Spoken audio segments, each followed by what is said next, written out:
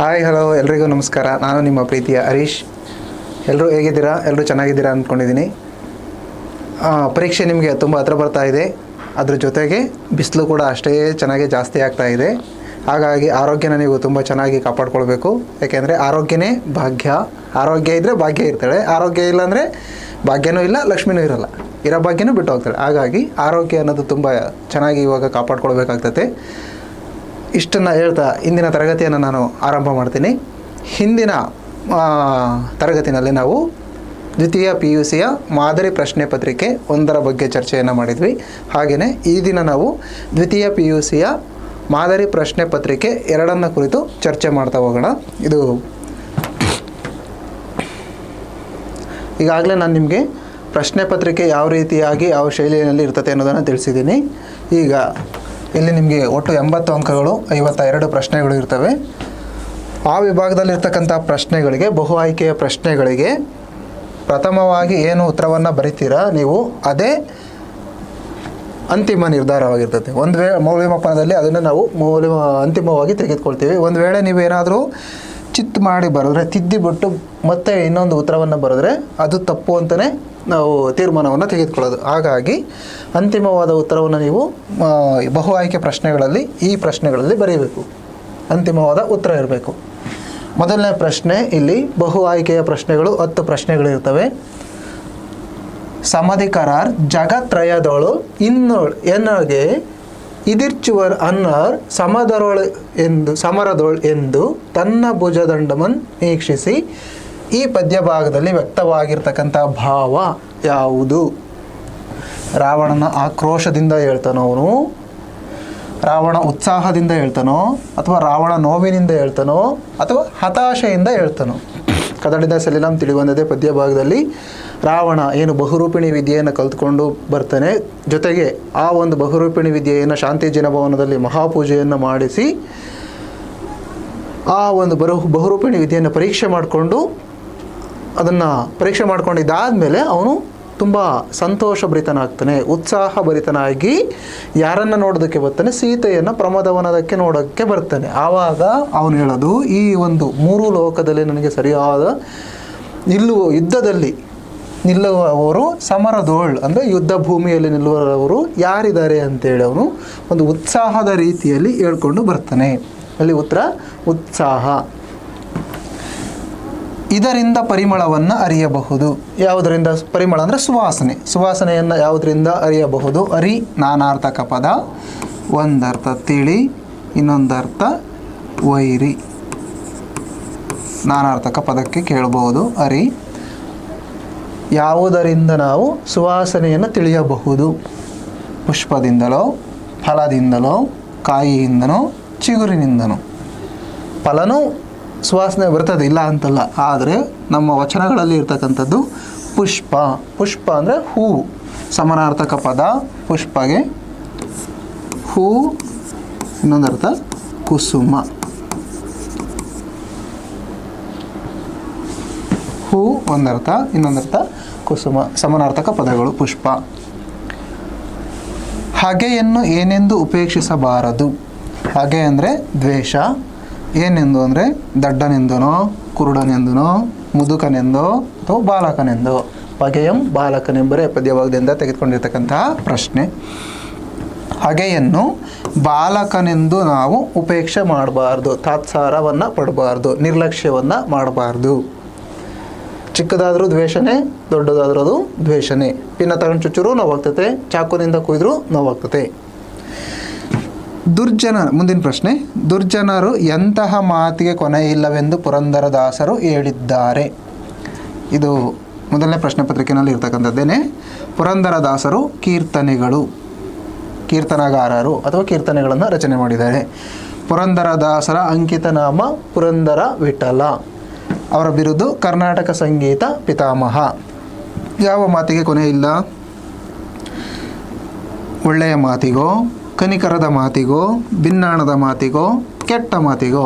ದುರ್ಜನರು ಯಾವಾಗಲೂ ಎಂತಹ ಮಾತಾಡ್ತಿರ್ತಾರೆ ಅಂದರೆ ಭಿನ್ನಾಣದ ಮಾತು. ವಯ್ಯಾರ ತದ್ಭವ ಪದ, ಭಿನ್ನಾಣದ ತದ್ಭವ ಪದ ವಯ್ಯಾರ. ಹುಯ್ಯಾರ ಮಾತುಗಳನ್ನು ಅವರು ಯಾವಾಗಲೂ ಆಡ್ತಿರ್ತಾರೆ. ಅಂದರೆ ಬರೀ ಮಾತಷ್ಟೇ, ಕೆಲಸ ಮಾತ್ರ ಅವ್ರದ್ದು ಏನೂ ಇಲ್ಲ. ದುರ್ಜನರು ಗುಣವಾಚಕ ಪದ, ದುರ್ ಅಂತ ಅಷ್ಟೇ ಬರೀಬೇಕು. ದುರ್ಜ ಅಂತಲೂ ಬರೆಯೋಂಗಿಲ್ಲ, ದು ಅಂತಲೂ ಬರೆಯೋಂಗಿಲ್ಲ, ಅಥವಾ ದುರ್ಜನರು ಅಂತ ಪೂರ್ತಿನೂ ಬರೆಯೋಂಗಿಲ್ಲ.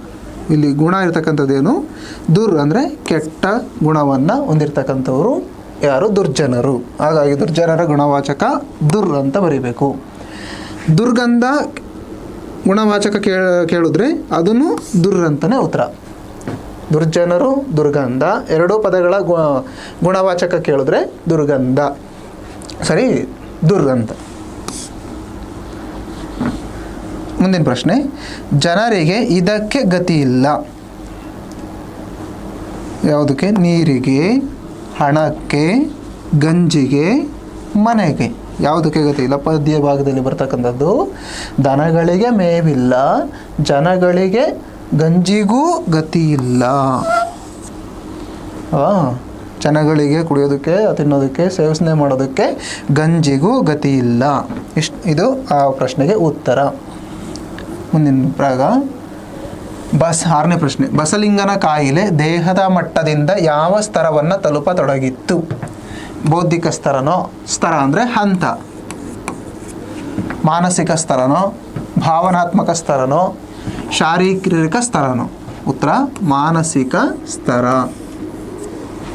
ಬಸಲಿಂಗನ ಕಾಯಿಲೆ ದೇಹದ ಮಟ್ಟದಿಂದ ಅವನು ಮಾನಸ್ಸನ್ನು ಹೊಕ್ಕುತ್ತಾ ಬಂತು. ಒಂದು ಕಡೆ ಡಾಕ್ಟರ್ ತಿಮ್ಮಪ್ಪನಿಂದ ಅವನು ಆಪ್ರೇಷನ್ ಮಾಡಿಸ್ಕೊಂಡು ಬಂದಿದ್ದ, ಒಂದು ಕಡೆ ಸಿದ್ಧಲಿಂಗಿ ರಾದ್ದಾಂತ ಮಾಡ್ತಿದ್ಲು. ಹಾಗಾಗಿ ಅವನ ಮಾನಸಿಕ ಹಂತವನ್ನು ಆ ಕಾಯಿಲೆ ತಲುಪತೊಡಗಿತ್ತು. ಮುಂದಿನ ಪ್ರಶ್ನೆ, ಎಲ್ಲವೋ ಉಲುಮಾನವ ವೆಂಕಪ್ಪಯ್ಯ, ಸುತ್ತ ನಾಕೂರಲ್ಲಿರುವ ಯಾವನೇ ಶಾನುಭೋಗ ಉಗ್ರಾಣಿಯನ್ನಾದರೂ ಕರೆತಂದು ನನ್ನೆದುರು ಸರಪಳಿಯನ್ನು ಎಳೆಸು, ಅಳತೆ ಮಾಡಿಸು. ಈ ಸಾಲುಗಳು ಕೆಳಗಿನ ಯಾವ ಭಾವವನ್ನು ವ್ಯಕ್ತಪಡಿಸ್ತವೆ? ವೆಂಕಪ್ಪಯ್ಯನವರ ನಿಸ್ವಾರ್ಥತೆಯನ್ನು, ಅಥವಾ ಒಳಗೆ ವೆಂಕಪ್ಪಯ್ಯನವರ ಮೇಲಿನ ಪ್ರೀತಿಯನ್ನು, ಅಥವಾ ಪ್ರಕೃತಿ ಮೇಲಿನ ಮಾನವರ ಪ್ರೀತಿಯನ್ನು, ಅಥವಾ ಪ್ರಕೃತಿ ಮೇಲಿನ ಮನುಷ್ಯನ ದಬ್ಬಾಳಿಕೆಯನ್ನು?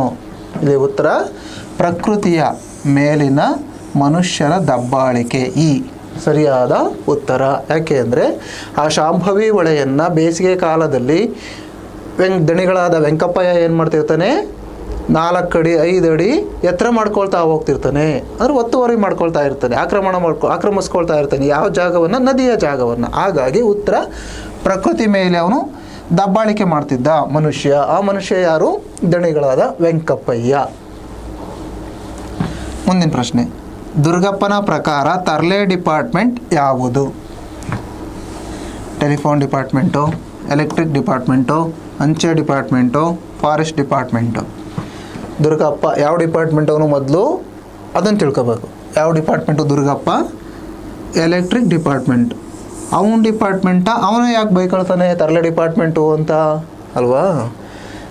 ಹಾಗಾಗಿ ಇಲ್ಲಿ ಉತ್ತರ ಟೆಲಿಫೋನ್ ಡಿಪಾರ್ಟ್ಮೆಂಟ್. ಅದೊಂದು ಟೆಲಿಫೋನ್, ಅದೊಂದು ತರಲೆ ಡಿಪಾರ್ಟ್ಮೆಂಟ್ ಸ್ವಾಮಿ ಅಂತೇಳಿ ದುರ್ಗಪ್ಪ ಯಾವಾಗ ಹೇಳ್ತಾನೆ, ಲೇಖಕರ ಹತ್ರ ಕೊಡ್ಲಿಯನ್ನು ಇಸ್ಕೊಂಡು ಹೋಗೋಕ್ಕೆ ಬಂದಂತಹ ಸಂದರ್ಭದಲ್ಲಿ ಹೇಳುವಂತಹ ಒಂದು ಮಾತು, ಅದೊಂದು ತರಲೆ ಡಿಪಾರ್ಟ್ಮೆಂಟ್ ಅಂತ. ಯಾವಾಗ? ದುರ್ಗಪ್ಪ ಕೊಡ್ಲಿಯನ್ನು ಇಸ್ಕೊಂಡು ಹೋಗೋಕ್ಕೆ ಅಂತೇಳಿ ಬಂದಂತಹ ಸಂದರ್ಭದಲ್ಲಿ. ದುರ್ಗಪ್ಪ ಎಲೆಕ್ಟ್ರಿಕ್ ಡಿಪಾರ್ಟ್ಮೆಂಟ್, ವಿದ್ಯುತ್ ಡಿಪಾರ್ಟ್ಮೆಂಟ್ ಅವನು. ಹಾಗಾಗಿ ಟೆಲಿಫೋನ್ ಡಿಪಾರ್ಟ್ಮೆಂಟನ್ನು ಬೈಕೊಳ್ತಾನೆ. ಮುಂದಿನ ಪ್ರಶ್ನೆ, ನಿರೂಪಕರ ಪ್ರಕಾರ ಇದು ಮುನ್ಸಿಪಾಲಿಟಿ ಪ್ರೆಸಿಡೆಂಟರ ಕರ್ತವ್ಯ. ಏನು ಮುನ್ಸಿಪಾಲಿಟಿ ಪ್ರೆಸಿಡೆಂಟು? ಅದು ಮುನ್ಸಿಪಾಲಿಟಿ ಪ್ರೆಸಿಡೆಂಟ್ ಯಾರು? ಖಾನ್ ಸಾಹೇಬ್. Municipality president Khan Saheb. ಅವನ ಒಂದು ಕರ್ತವ್ಯ ಯಾವುದಾಗಿರ್ತದೆ? ಊರನ್ನು ಸ್ವಚ್ಛವಾಗಿಡೋದು, ಕಚೇರಿಯನ್ನು ಸ್ವಚ್ಛವಾಗಿಡುವುದು, ರಸ್ತೆಯನ್ನು ಸ್ವಚ್ಛವಾಗಿಡುವುದು, ತಮ್ಮ ಮನೆ ಸುತ್ತಮುತ್ತ ಸ್ವಚ್ಛವಾಗಿಡುವುದು. ಅವನ ಕರ್ತವ್ಯ ಏನು? ಇಡೀ ಊರನ್ನು ಸ್ವಚ್ಛವಾಗಿಡಬೇಕು. ಒಳಚರಂಡಿ ವ್ಯವಸ್ಥೆ ಆಗಿರ್ಬೋದು, ಬೀದಿ ದೀಪಗಳಾಗಿರ್ಬೋದು, ಬೀದಿ ನಾಯಿಗಳ ಸಮಸ್ಯೆಗಳಾಗಿರ್ಬೋದು, ಇವುಗಳೆಲ್ಲವನ್ನು ಒಬ್ಬ ಮುನ್ಸಿಪಾಲಿಟಿ ಪ್ರೆಸಿಡೆಂಟು ಬಗೆಹರಿಸಬೇಕು. ಅದು ಅವನ ಜವಾಬ್ದಾರಿ. ಹಾಗಾಗಿ ಉತ್ತರ ಊರನ್ನು ಸ್ವಚ್ಛವಾಗಿಡೋದು ಮುನ್ಸಿಪಾಲಿಟಿ ಪ್ರೆಸಿಡೆಂಟರ ಕರ್ತವ್ಯ. ಮುಂದಿನ ಪ್ರಶ್ನೆ, ಆನೆ ಅಷ್ಟು ದೊಡ್ಡ ಪ್ರಾಣಿಯಾದರೂ ಸುಳಿವೆ ಕೊಡದ ಹಾಗೆ ತಂಗಾಳಿಯಂತೆ ಓಡಾಡಬಲ್ಲದು ಎನ್ನುವುದು ನಾಗರಾಜನ ಸರ್ವಿಸಿನಲ್ಲಿ ಎಷ್ಟೋ ಸಾರಿ ಗಮನಕ್ಕೆ ಬಂದಿತ್ತು. ಅದಕ್ಕೆ ಅವನು ಮೈಯೆಲ್ಲ ಕಣ್ಣಾಗಿ ಕುಳಿತಿದ್ದ. ಇಲ್ಲಿ ಆನೆ ಕುರಿತು ಹೇಳಿರುವ ಸಂಗತಿ ಯಾವುದು? ಆನೆ ದೊಡ್ಡ ಪ್ರಾಣಿ, ಅದು ಅಸೂಕ್ಷ್ಮವಾಗಿರ್ತದೆ. ಸರಿ, ಆನೆ ದೊಡ್ಡ ಪ್ರಾಣಿ, ಅದು ಗದ್ದಲ ಮಾಡಿಕೊಂಡೇ ಓಡಾಡುತ್ತದೆ. ಆಮೇಲೆ ಆನೆ ದೊಡ್ಡ ಪ್ರಾಣಿ, ಅದು ಸೂಕ್ಷ್ಮವಾಗಿ ವರ್ತಿಸುತ್ತದೆ. ಆನೆ ದೊಡ್ಡ ಪ್ರಾಣಿ, ಅದು ಸೂಕ್ಷ್ಮವಾಗಿ ವರ್ತಿಸುವುದಿಲ್ಲ. ಇಲ್ಲಿ ಉತ್ತರ, ಆನೆ ದೊಡ್ಡ ಪ್ರಾಣಿ ಆದರೂ ಅದು ಸೂಕ್ಷ್ಮವಾಗಿ ವರ್ತನೆ ಮಾಡ್ತದೆ. ಹಾಗಾಗಿ ಉತ್ತರ ಇದು. ಇಷ್ಟು ನಿಮಗೆ ಬಹು ಆಯ್ಕೆಯ ಪ್ರಶ್ನೆಗಳು ಇರ್ತವೆ. ಇಲ್ಲಿ ಸರಿಯಾದ ಉತ್ತರವನ್ನು ನೀವು ಆಯ್ಕೆ ಮಾಡಿ ಬರೀಬೇಕು. ಇದಾದಮೇಲೆ ನಿಮಗೆ ಬಿಟ್ಟ ಸ್ಥಳವನ್ನು ಸೂಕ್ತವಾದ ಉತ್ತರದಿಂದ ಆರಿಸಿ ಬರೆಯಿರಿ ಅಂತ ಕೊಟ್ಟಿರ್ತಾನೆ. ಆ ಸೂಕ್ತವಾದ ಉತ್ತರವನ್ನೇ ಬರೀಬೇಕು. ಜೊತೆಗೆ ಪ್ರಶ್ನೆ ಸಂಖ್ಯೆಯನ್ನು ನೀವು ಸರಿಯಾಗಿ ಹಾಕೋದನ್ನು ಮಾತ್ರ ಮರೆಯಬಾರ್ದು. 11ನೇ ಪ್ರಶ್ನೆ, ಮುಂಬಯಿಯ ಪ್ರಸಿದ್ಧ ನ್ಯಾಯವಾದಿಯಾದವರು ಯಾರು? ಯಾರು? ಪ್ಲೇವಿಯ. ಉತ್ತರ, ಮುಂಬೈನ ಪ್ರಸಿದ್ಧ ನ್ಯಾಯವಾದಿಯಾದಂಥವರು ಪ್ಲೇವಿಯ. ಯಾಕೆಂದರೆ ನಮ್ಮ ಕೈಯಲ್ಲಿ ಗದ್ಯ ಭಾಗದಲ್ಲಿ ಬರ್ತಕ್ಕಂಥದ್ದು. ಬದುಕು ಡ್ಯಾಶನ್ನು ಬಿಟ್ಟು ಇರುವುದಿಲ್ಲ. ಯಾವುದು? ಭಾಷೆ. ಬದುಕೋದಕ್ಕೆ ಮನುಷ್ಯನಿಗೆ ಮುಖ್ಯವಾಗಿ ಬೇಕಾಗಿರ್ತಕ್ಕಂಥದ್ದು ಭಾಷೆ. 13ನೇ ಪ್ರಶ್ನೆ, ವಿಜ್ಞಾನದ ಅಡಿಪಾಯವೇ ಏನು? ವಿಜ್ಞಾನದ ಅಡಿಪಾಯ ಪ್ರಶ್ನೆಯನ್ನು ಕೇಳುವುದು.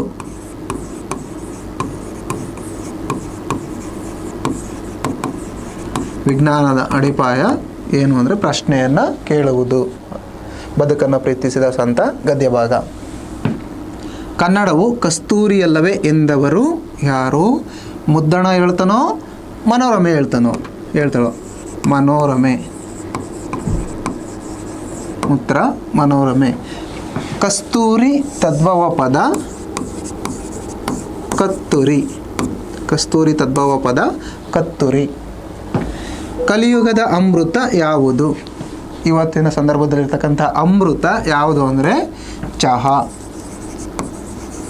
ಹಳ್ಳಿಯ ಚಹಾ ಹೋಟ್ಲು ಗದ್ಯ ಭಾಗ. ಅಮೃತ ತದ್ಭವ ಪದ ಅಮರ್ದು.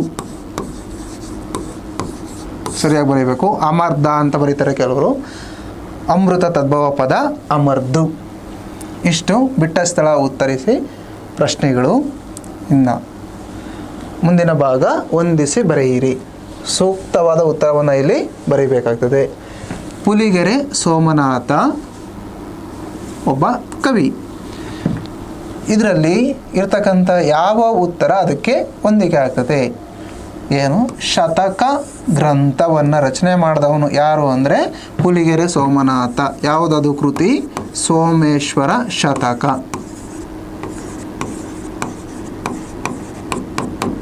ಸೋಮೇಶ್ವರ ಶತಕ ಎನ್ನುವಂತಹ ಗ್ರಂಥವನ್ನು, ಶತಕ ಗ್ರಂಥವನ್ನು ಬರೆದಿರೋನು ಪುಲಿಗೆರೆ ಸೋಮನಾಥ.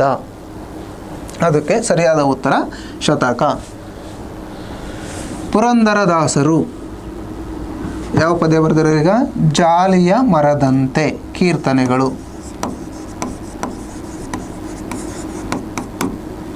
ಇದು ಕೀರ್ತನೆಯ ಪದ್ಯ ಭಾಗ. ಜಾಲಿಯ ಮರದಂತೆ ಎನ್ನುವಂತಹ ಪದ್ಯ ಭಾಗವನ್ನು ಬರೆದಿರೋದು ಪುರಂದರದಾಸರು. ಮೂರನೇದು ಬೆಳಗು ಜಾವ. ಬೆಳಗು ಜಾವಕ್ಕೆ ಯಾವುದು ಹೋಲಿಕೆ ಆಗ್ತದೆ ಇಲ್ಲಿ? ಮುಕ್ತಕಂಠ. ದ.ರಾ. ಬೇಂದ್ರೆ ಅವರ ಮುಕ್ತಕಂಠ ಶೈಲಿನಲ್ಲಿ ಬೆಳಗು ಜಾವ ಪದ್ಯ ಭಾಗವನ್ನು ಬರೆದಿದ್ದಾರೆ.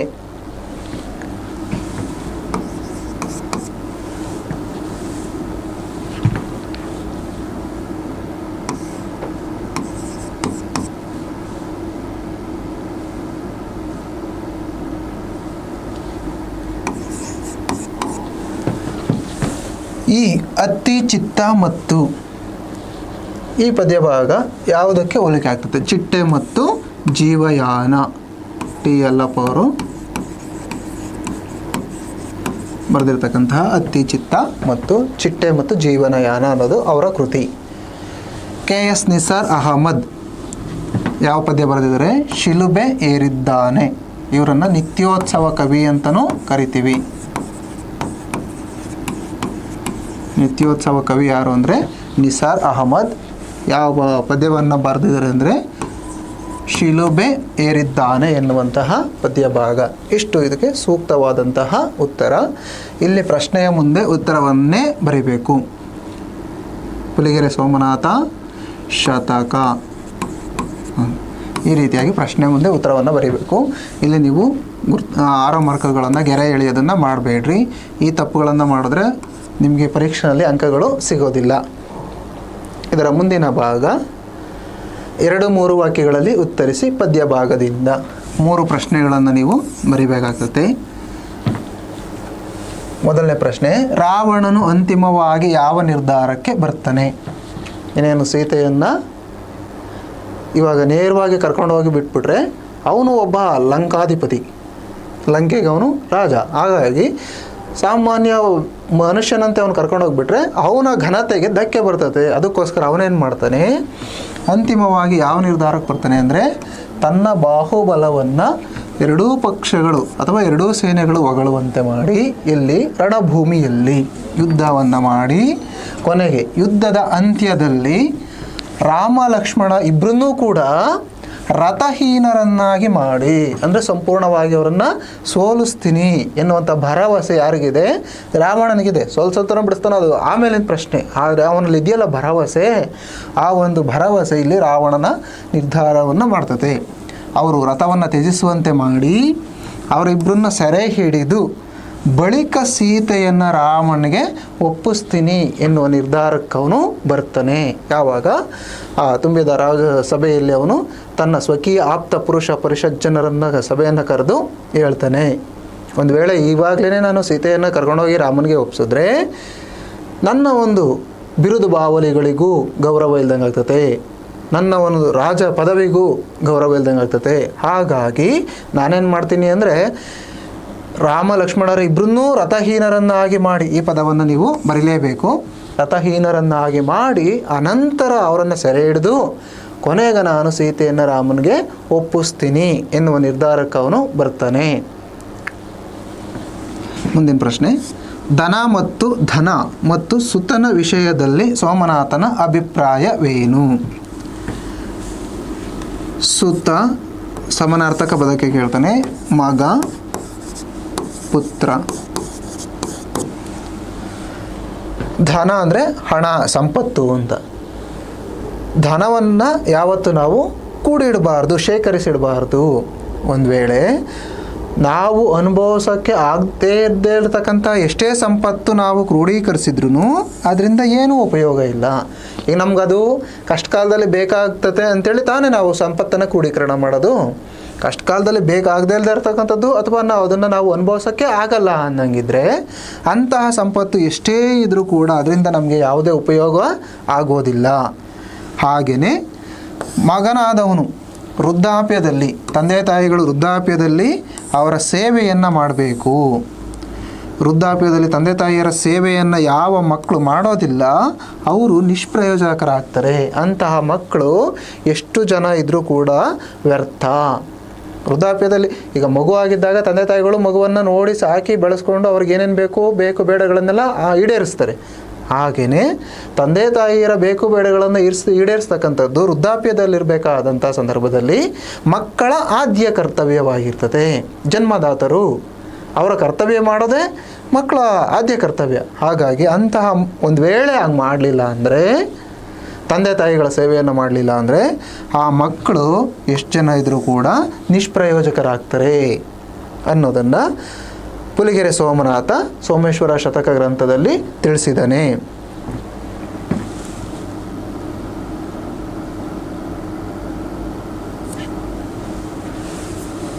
ಇದಕ್ಕೆ ಉದಾಹರಣೆ ಅಂದರೆ ಶ್ರವಣಕುಮಾರ ತನ್ನ ತಂದೆ ತಾಯಿಗಳನ್ನು ಕುರುಡು ತಂದೆ ತಾಯಿಗಳನ್ನು ಎಷ್ಟು ಚೆನ್ನಾಗಿ ನೋಡ್ಕೊಳ್ತಾನೆ ಅನ್ನೋದು ಆ ಒಂದು ದೃಶ್ಯವನ್ನು ನಾವು ಗಮನಿಸ್ಬೋದು. ಮುಂದಿನ ಪ್ರಶ್ನೆ, ಬೆಳಕು ಬೇಟೆಗಾರ ಹೇಗೆ ಬರುತ್ತಾನೆ? ಮೂಡಲ ದಿಕ್ಕಿನಲ್ಲಿ ಸೂರ್ಯ ಉದಯಿಸ್ತಾ ಇರಬೇಕಾದ್ರೆ ನಕ್ಷತ್ರಗಳೇನಾಗ್ತವೆ? ಜಾರಿ ಹೋಗ್ತವೆ, ಮರೆಯಾಗ್ತವೆ. ಆಮೇಲೆ ಕತ್ತಲು ಸೋರಿ ಹೋಗ್ತದೆ. ತಮ ಪದದ ಅರ್ಥಕ್ಕೆ ಕೇಳ್ತಾನೆ, ತಮವೆಲ್ಲ ಸೋರಿ ಅಂತ ಪದ್ಯಭಾಗದಲ್ಲಿದೆ. ಟಮ ಅಂದರೆ ಅರ್ಥ ಕತ್ತಲು, ಕತ್ತಲೆಲ್ಲ ಸರಿದು ಹೋಗ್ತತೆ, ಸೋರಿ ಹೋಗ್ತತೆ. ಆಗ ಮಾರ ಯಾರು? ಮನ್ಮಥ. ಮನ್ಮಥ ತನ್ನ ಜೇನ್ನೊಣದ ಹೆದೆಗೆ ಹೂಬಾಣವನ್ನು ಹೂಡುತ್ತಾನೆ.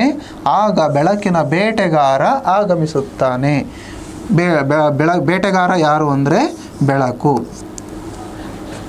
ಬೆಳಕನ್ನು ಕವಿ ಇಲ್ಲಿ ಬೇಟೆಗಾರ ಅಂತೇಳಿ ಕರೀತಾನೆ. ಯಾಕೆಂದರೆ ಬೇಟೆಗಾರ ತನ್ನ ಒಂದು ಗುರಿಯನ್ನು ಅವನು ತಪ್ಪೋದಿಲ್ಲ.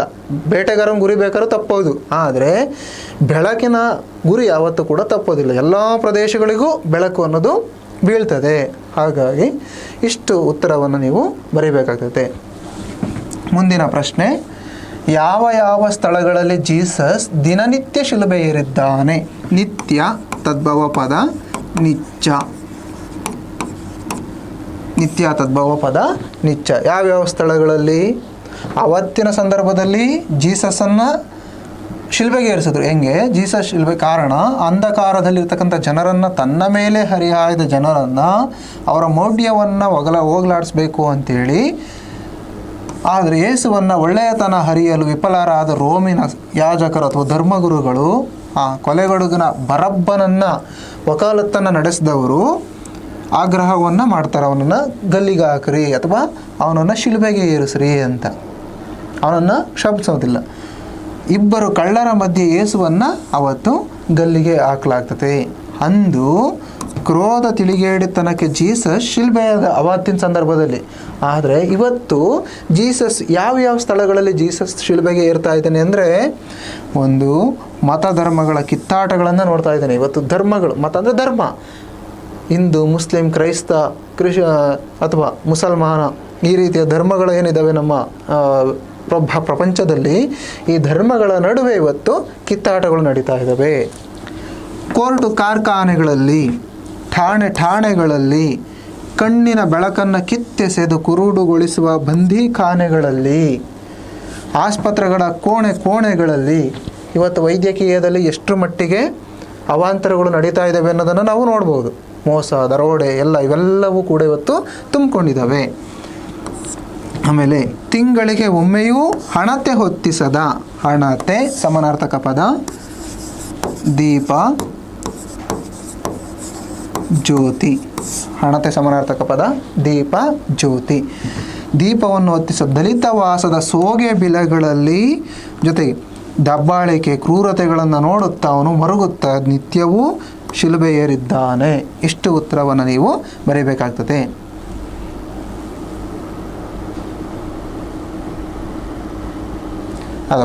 ಇದು ಬಹು ಆಯ್ಕೆ ಪ್ರಶ್ನೆಗೂ ಕೇಳ್ಬೋದು. ಜೀಸಸ್ ದಿನನಿತ್ಯ ಎಲ್ಲಿ ಶಿಲುಬೆ ಏರಿದ್ದಾನೆ ಅಂತ, ಅಥವಾ ತಿಂಗಳಿಗೊಂದು ಸಲವೂ ದೀಪ ಹಚ್ಚದ ಅಥವಾ ಹಣತೆ ಹಚ್ಚದ ಸ್ಥಳ ಯಾವುದು ಅಂತ ಪ್ರಶ್ನೆ ಕೇಳ್ಬೋದು. ಅದಕ್ಕೆ ಉತ್ತರ ದಲಿತವಾಸದ ಸೋಗೆ ಬಿಲಗಳು. ಬಹು ಆಯ್ಕೆ ಪ್ರಶ್ನೆಗೆ ಇದನ್ನು ಕೇಳೋ ಸಾಧ್ಯತೆ ಇದೆ. ಇಷ್ಟು ಉತ್ತರವನ್ನು ನೀವು ಬರೀಬೇಕಾಗ್ತದೆ. ಯಾವುದು? ಕೋರ್ಟು, ಕಾರ್ಖಾನೆ, ಠಾಣೆಗಳು, ಜೊತೆಗೆ ಆಸ್ಪತ್ರೆಗಳ ಕೋಣೆಗಳಲ್ಲಿ, ಬಂದೀಖಾನೆಗಳಲ್ಲಿ ಅಥವಾ ದಲಿತರ ಸೋಗೆ ಬಿಲೆಗಳಲ್ಲಿ, ಇಲ್ಲೆಲ್ಲ ದಿನನಿತ್ಯನೂ ಕೂಡ ಇವತ್ತು ಜೀಸಸ್ಸು ಶಿಲುಬೆಗೆ ಏರ್ತಾ ಇದ್ದಾನೆ. ಅಷ್ಟರ ಮಟ್ಟಿಗೆ ನಮ್ಮ ನಾಡಿನಲ್ಲಿ ಮೋಸ, ಸುಲಿಗೆ, ದರೋಡೆ, ಕಳ್ಳತನ ಇವೆಲ್ಲವೂ ಕೂಡ ನಡೀತಾ ಇದ್ದಾವೆ. ಗೊತ್ತಿಲ್ಲದೆ ಆಗ್ತಿರೋದಲ್ಲ ಇವೆಲ್ಲ, ಗೊತ್ತಿದ್ದೂ ಆಗ್ತಿರ್ತಕ್ಕಂಥವು. ಮುಂದಿನ ಪ್ರಶ್ನೆ, ಕಲಾಂ ಅವರ ದೃಷ್ಟಿಯಲ್ಲಿ ಕನಸುಗಳು ಏನಾಗ್ತವೆ? ದೃಷ್ಟಿ ತದ್ಭವ ಪದ ದಿಟ್ಟಿ. ದೃಷ್ಟಿ ತದ್ಭವ ಪದ ದಿಟ್ಟಿ. ಕಲಾಂ ಅವರ ದೃಷ್ಟಿನಲ್ಲಿ ಕನಸುಗಳು ಆಲೋಚನೆಗಳಾಗ್ತಾ ಹೋಗ್ತವೆ. ಆ ಆಲೋಚನೆಗಳು ಸೃಜನಾತ್ಮಕ ಕ್ರಿಯೆಗಳಾಗಿ, ಆಲೋಚನೆ ಏನು ಮಾಡ್ತಾನೆ ಮನುಷ್ಯ, ಅವನ ಒಂದು ಭಾವನೆಗಳನ್ನು ಅವನು ಕ್ರಿಯೆಗಳ ಮೂಲಕ ಅಭಿವ್ಯಕ್ತಗೊಳಿಸ್ತಾ ಹೋಗ್ತಾನೆ. ಸೃಜನಾತ್ಮಕವಾಗಿ ಅವು ಹೊರಹೊಮ್ಮುತ್ತವೆ ಅಥವಾ ಪರಿವರ್ತನೆ ಆಗ್ತವೆ. ಇದು ಅವರು ಕನಸುಗಳು ಆಗಿದ್ವು ಅಂತೇಳಿ ಅಬ್ದುಲ್ ಕಲಾಂ ತಿಳಿಸಿದ್ದಾರೆ. ಮುಂದಿನ ಪ್ರಶ್ನೆ, ಪಟ್ಟಣದ ಹೋಟೆಲ್ನ ಕಟ್ಟಡ ಹೇಗಿದೆ? ಇಂದಿನ ಪತ್ರಿಕೆಯಲ್ಲಿ ಹಳ್ಳಿಯ ಚಹಾ ಹೋಟ್ಲುಗಳ ವಾತಾವರಣ ಹೇಗಿತ್ತೆ ಅಂತ ಪ್ರಶ್ನೆ ಕೇಳಿದರು. ಈಗ ಪಟ್ಟಣದ ಹೋಟೆಲ್, ಈ ಎರಡು ಪ್ರಶ್ನೆಗಳಲ್ಲಿ ಒಂದು ಪ್ರಶ್ನೆ ನಿಮ್ಮ ಪರೀಕ್ಷೆಯಲ್ಲಿ ಕೇಳೋ ಸಾಧ್ಯತೆಗಳು ಜಾಸ್ತಿ ಇದೆ. ಇದನ್ನೇ ಕೇಳ್ತಾನೆ ಅಂತಲ್ಲ, ಕೇಳೋ ಸಾಧ್ಯತೆ ಇದೆ ಅಂತ. ಹಳ್ಳಿಯ ಮುರುಕು ಚಪ್ಪರದ ಚಹಾಪಳರದ ಅಂಗಡಿಗೆ ಯಾವತ್ತಾದರೂ ಹೋಗಿರದಿದ್ದರೆ, ಅಲ್ಲಿ ಕಲಿಯುಗದ ಅಮೃತ ಅವನಿಸಿಕೊಂಡ ಚಹಾ ಸೇವನೆ ಮಾಡಿರುತ್ತಿದ್ದರೆ ನಿಮ್ಮ ಜೀವನ ಅರ್ಥಪೂರ್ಣವಾಯಿತೆಂದೇ ಲೇಖಕರ ಅಭಿಪ್ರಾಯ. ಇದನ್ನು ನಾವು ಇಷ್ಟು ಬಿಡಬೇಕು. ಪಟ್ಟಣದ ಹೋಟೆಲ್ಗಳಲ್ಲಿ ಎಲ್ಲ ಇದೆ. ಏನನ್ನು? ಮನವನ್ನು ಆಕರ್ಷಿಸುವ ಭವ್ಯವಾದ ಕಟ್ಟಡ. ಹೋಟ್ಲಿಗೆ ಹೋಗ್ತಲೇ ನಾವು ಈ ಹೋಟ್ಲಿಗೆ ಹೋಗ್ಬೇಕಪ್ಪ ಅಂತೇಳಿ ನಮ್ಮ ಮನಸ್ಸು ಸೆಳೀತಾ ಇರ್ತದೆ, ಅಷ್ಟರ ಮಟ್ಟಿಗಿನ ಕಟ್ಟಡ. ಆಮೇಲೆ ನಡೆದ್ರೆ ಕಾಲು ಜಾರುವಂತಹ ನಯವಾದ ಪರಸಿಯ ನೆಲ. ಕೂತ್ಕೊಂಡ್ರೆ ಮಾಸಿ ಅಯ್ಯೋ ಮಾಸು ಹೋಗ್ತತೇನಪ್ಪ ಅನ್ನುವಂತಹ ಕುರ್ಚಿ. ಆಮೇಲೆ ತಂಪಾದ ಫ್ಯಾನಿನ ಗಾಳಿ, ಇವಾಗ ಫ್ಯಾನು ಇಲ್ಲ, ಎ ಸಿ. ಆಮೇಲೆ ಡೆಕೋಲಮ್ನಿಂದ ಅಲಂಕೃತವಾದ ಟೇಬಲ್ಲು. ಆಮೇಲೆ ಟೇಬಲ್ ಮೇಲೆ ಒಂದು ಗ್ಲಾಸು, ಆ ಗ್ಲಾಸ್ ಒಳಗಡೆ ಫಿಲ್ಟ್ರ್ ಆಗಿರೋ ನೀರು, ಬೋರ್ವೆಲ್ ನೀರಲ್ಲ, ಫಿಲ್ಟ್ರ್ ಆಗಿರೋ ನೀರು. ನೀವು ಕುಳಿತಿರೋ ಏನು ಬೇಕು ಎಂದು ಯಂತ್ರದ ಗೊಂಬೆಯಂತೆ ಪಟಪಟ ಅಂತ ಒದರ್ತಾ ಹೋಗ್ತಾನೆ. ಅಷ್ಟರ ಮಟ್ಟಿಗೆ ವಸ್ತುಗಳು ಎಲ್ಲಿರ್ತವೆ ಅಥವಾ ವಾತಾವರಣ ಎಲ್ಲಿರ್ತದೆ ಅಂದರೆ ಪಟ್ಟಣದ ಹೋಟೆಲ್ನಲ್ಲಿ ಇರ್ತದೆ. ಮುಂದಿನ ಪ್ರಶ್ನೆ, ಕೃಷ್ಣೇಗೌಡರ ಆನೆ ಹುಟ್ಟಿ ಬೆಳೆದ ಬಗೆ ಹೇಗೆ? ಕೃಷ್ಣೇಗೌಡರ ಆನೆ ಹುಟ್ಟಿದ ಹೆಂಗೆ ಅಂದರೆ, ಅದು ಕಾಡಿನಿಂದ ಹಿಡಿದು ತಂದು ಪಳಗಿಸಿದ ಆನೆ ಅಲ್ಲ. ಯಾಕೆಂದರೆ ಕಾಡು ಪ್ರಾಣಿಗಳಲ್ಲಿ ಆನೆನೂ ಕೂಡ ಬಂದು, ಆನೆ ಏನು ಸಾಕು ಪ್ರಾಣಿ ಅಲ್ಲ. ನಾವು ಕೋರಿ, ಕೋಳಿ, ಮೇಕೆ, ಹಸು ಇವನ್ನೆಲ್ಲ ಸಾಕ್ಬಿಡ್ತೀವಿ, ಆನೆನೇನು ಸಾಕಕ್ಕೆ ಹೋಗಲ್ಲ. ಆದರೆ ಆನೆ ಕಾಡಿನಲ್ಲಿರ್ತಕ್ಕಂಥ ಪ್ರಾಣಿಗಳು. ಆದರೆ ಇಲ್ಲಿ ಕೃಷ್ಣೇಗೌಡರ ಆನೆ ಕಾಡಾನೆ ಅಲ್ಲ. ಅದು ಘಟ್ಟದ ಕೆಳಗೆ ಇದ್ದಂತಹ ಒಂದು ಮಠ. ಯಾವುದದು? ಗೂಳೂರು ಮಠ. ಅಲ್ಲಿ ಒಂದು ಆನೆ ಇತ್ತು. ಆ ಆನೆ ಹಾಕಿದಂಥ ಮರಿ ಇದು ಆಗಿತ್ತು. ಇದು ಹುಟ್ಟಿದ್ದು ಬೆಳೆದದ್ದು ಎಲ್ಲ ಜನಗಳ ನಡುವೆ. ಮಠದ ವಾತಾವರಣ ಅಂದರೆ ಸಾತ್ವಿಕ ವಾತಾವರಣ ಇರ್ತದೆ. ಹಾಗಾಗಿ ಅದು ಕೂಡ ಒಂದು ರೀತಿಯ ಒಳ್ಳೆಯ ಸ್ವಭಾವವನ್ನು ಹೊಂದಿರ್ತದೆ. ಹಾಗಾಗಿ ಅದಕ್ಕೆ ಕಾಡಿನ ಬಗ್ಗೆ ಆಗಲಿ ಅಥವಾ ಕಾಡಿನಲ್ಲಿರ್ತಕ್ಕಂಥ ಕಾಡಾನೆಗಳ ಬಗ್ಗೆ ಆಗಲಿ ಏನೂ ಕೂಡ ತಿಳುವಳಿಕೆ ಅನ್ನೋದು ಇರಲಿಲ್ಲ. ನನ್ನಂಗೆ ಇನ್ನೂ ಆನೆಗಳು ಕಾಡಿನಲ್ಲಿದ್ದಾವೆ ಎನ್ನುವಂಥ ತಿಳುವಳಿಕೆ ಕೂಡ ಅದಕ್ಕೆ ಇರಲಿಲ್ಲ. ಅಥವಾ ನಾನು ಕಾಡು ಪ್ರಾಣಿ, ನನ್ನ ಕಾಡಿನಲ್ಲಿರಬೇಕು ಎನ್ನುವ ತಿಳುವಳಿಕೆ ಕೂಡ ಅದಕ್ಕೆ ಇರಲಿಲ್ಲ. ಆ ಜನರ ನಡುವೆ ಓಡಾಡಿಕೊಂಡು ಚೆನ್ನಾಗಿ ಸಂತೋಷವಾಗಿ ಇತ್ತು. ಈ ರೀತಿಯಾಗಿ ಅದು ಹುಟ್ಟಿ ಬೆಳೆದಂತಹ ಬಗೆ. ಮುಂದಿನ ಪ್ರಶ್ನೆ, ಕಾಡಾನೆಗಳ ಹಾವಳಿಗೆ ಪ್ರಕಾಶ್ ನೀಡಿದ ಕಾರಣಗಳು ಯಾವ್ಯಾವು? ಪ್ರಕಾಶ್ ಯಾರು? ನಿರೂಪಕರ ಇಕಾಲಜಿಸ್ಟ್ ಗೆಳೆಯ. ಅವನು ಒಂದ್ಸಲ ಮೂಡಿಗೆರೆಯಲ್ಲಿ ಭಾಷಣ ಮಾಡ್ತಾ ಇರ್ತಾನೆ. ಯಾವುದರ ಬಗ್ಗೆ ಅವನು ಬಂದಿರ್ತಾನೆ ಅಂದರೆ, ಅಪ್ಪರ್ ಭದ್ರಾ ಅಣೆಕಟ್ಟಿನಿಂದ ಮುಳುಗಡೆ ಆಗ್ತಕ್ಕಂಥ ಪ್ರದೇಶಗಳ ಬಗ್ಗೆ ಅವನು ಸರ್ವೆ ಮಾಡೋದಕ್ಕೆ, ಅಳತೆ ಮಾಡೋಕ್ಕೆ ಅಂತ ಬಂದಿರ್ತಾನೆ. ಆವಾಗ ಅವನು ನಿರೂಪಕರ ಇಕಾಲಜಿಸ್ಟ್ ಪ್ರಕಾಶ್ ಗೆಳೆಯ ಆಗಿರ್ತಾನೆ. ಮೂಡಿಗೆರೆಯಲ್ಲಿ ಒಂದು ಭಾಷಣವನ್ನು ಮಾಡ್ತಾ ಕಾಡಾನೆಗಳ ಹಾವಳಿಗೆ ಸರಿಯಾದ ಕಾರಣಗಳನ್ನು ತಿಳಿಸ್ತಾ ಹೋಗ್ತಾನೆ. ಏನು ಅಂದರೆ, ಕಾಡಿನಲ್ಲಿರ್ತಕ್ಕಂಥ ಮರಗಳನ್ನೆಲ್ಲ ತೆಗೆದು, ಯಾರು? ಅರಣ್ಯ ಇಲಾಖೆಯವರು. ಅರಣ್ಯ ಇಲಾಖೆಯವರು ಏನು ಮಾಡ್ತಾ ಇದ್ದಾರೆ? ಕಾಡಿನಲ್ಲಿರ್ತಕ್ಕಂಥ ಮರಗಳನ್ನೆಲ್ಲ ಕಡಿದು ನೀಲಗಿರಿ ಮತ್ತು ಅಕೇಶಿಯಾ ಮರಗಳನ್ನು ಬೆಳೆಸ್ತಾ ಇದ್ದಾರೆ. ಇದು ಆನೆಗಳಿಗೆ ನಿರುಪಯುಕ್ತವಾದದ್ದು. ಪ್ರಾಣಿಗಳು ನೀಲಗಿರಿ ಅಕೇಶಿಯಾ ಸೊಪ್ಪುಗಳನ್ನು ತಿನ್ನಲ್ಲ. ಅಂತಹ ಮರಗಳನ್ನು ಅರಣ್ಯ ಇಲಾಖೆಯವರು ಬೆಳೆಸ್ತಾ ಇದ್ದಾರೆ. ಅದನ್ನು ನೆಡುತ್ತಿರುವುದು ಪ್ರಮುಖವಾದ ಕಾರಣ. ಹಾಗಾಗಿ ಆನೆಗಳು ಏನು ಮಾಡ್ತಾ ಇದ್ದಾವೆ? ಆಹಾರವನ್ನು ಹುಡುಕಿಕೊಂಡು ಊರಿನ ಕಡೆ ಬರೋದಕ್ಕೆ ಶುರುವಾಗಿದ್ದಾವೆ ಎನ್ನುವಂತಹ ಸತ್ಯಾಂಶಗಳನ್ನು ನಿರೂಪಕರ ಗೆಳೆಯ ಪ್ರಕಾಶ್, ಇಕಾಲಜಿಸ್ಟ್ ಗೆಳೆಯ ತಿಳಿಸ್ತಾನೆ. ಇದಕ್ಕೂ ಮುಂಚೆ ನಾಗರಾಜ ಏನು ಮಾಡಿರ್ತಾನೆ? ಕೃಷ್ಣೇಗೌಡನ ಆನೆ ಹೆಣ್ಣು ಆನೆ ಆಗೈತೆ, ಅದಕ್ಕೋಸ್ಕರ ಆ ಹೆಣ್ಣು ಆನೆಯನ್ನು ಹುಡುಕೊಂಡು ಕಾಡಾನೆಗಳು ಊರಿನ ಕಡೆ ಬರೋದಕ್ಕೆ ಶುರುವಾಗಿದ್ದಾವೆ ಅಂಥೇಳಿ ಜನರ ಹೋರಾಟವನ್ನು ಅವನು ತಿರುಗಿಸ್ಬಿಡ್ತಾನೆ. ಆದರೆ ಪ್ರಕಾಶು ಈ ಕಾರಣವನ್ನು ನೀಡಿದ ಮೇಲೆ ಜನ ಏನು ಮಾಡ್ತಾರೆ? ಫಾರೆಸ್ಟ್ ಡಿಪಾರ್ಟ್ಮೆಂಟ್ ಅಥವಾ ನಾಗರಾಜನ ವಿರುದ್ಧ ಹೋರಾಟವನ್ನು ಮಾಡೋದಕ್ಕೆ ಶುರು ಮಾಡ್ತಾರೆ. ಎಷ್ಟು ಉತ್ತರವನ್ನು ಬರೀಬೇಕು.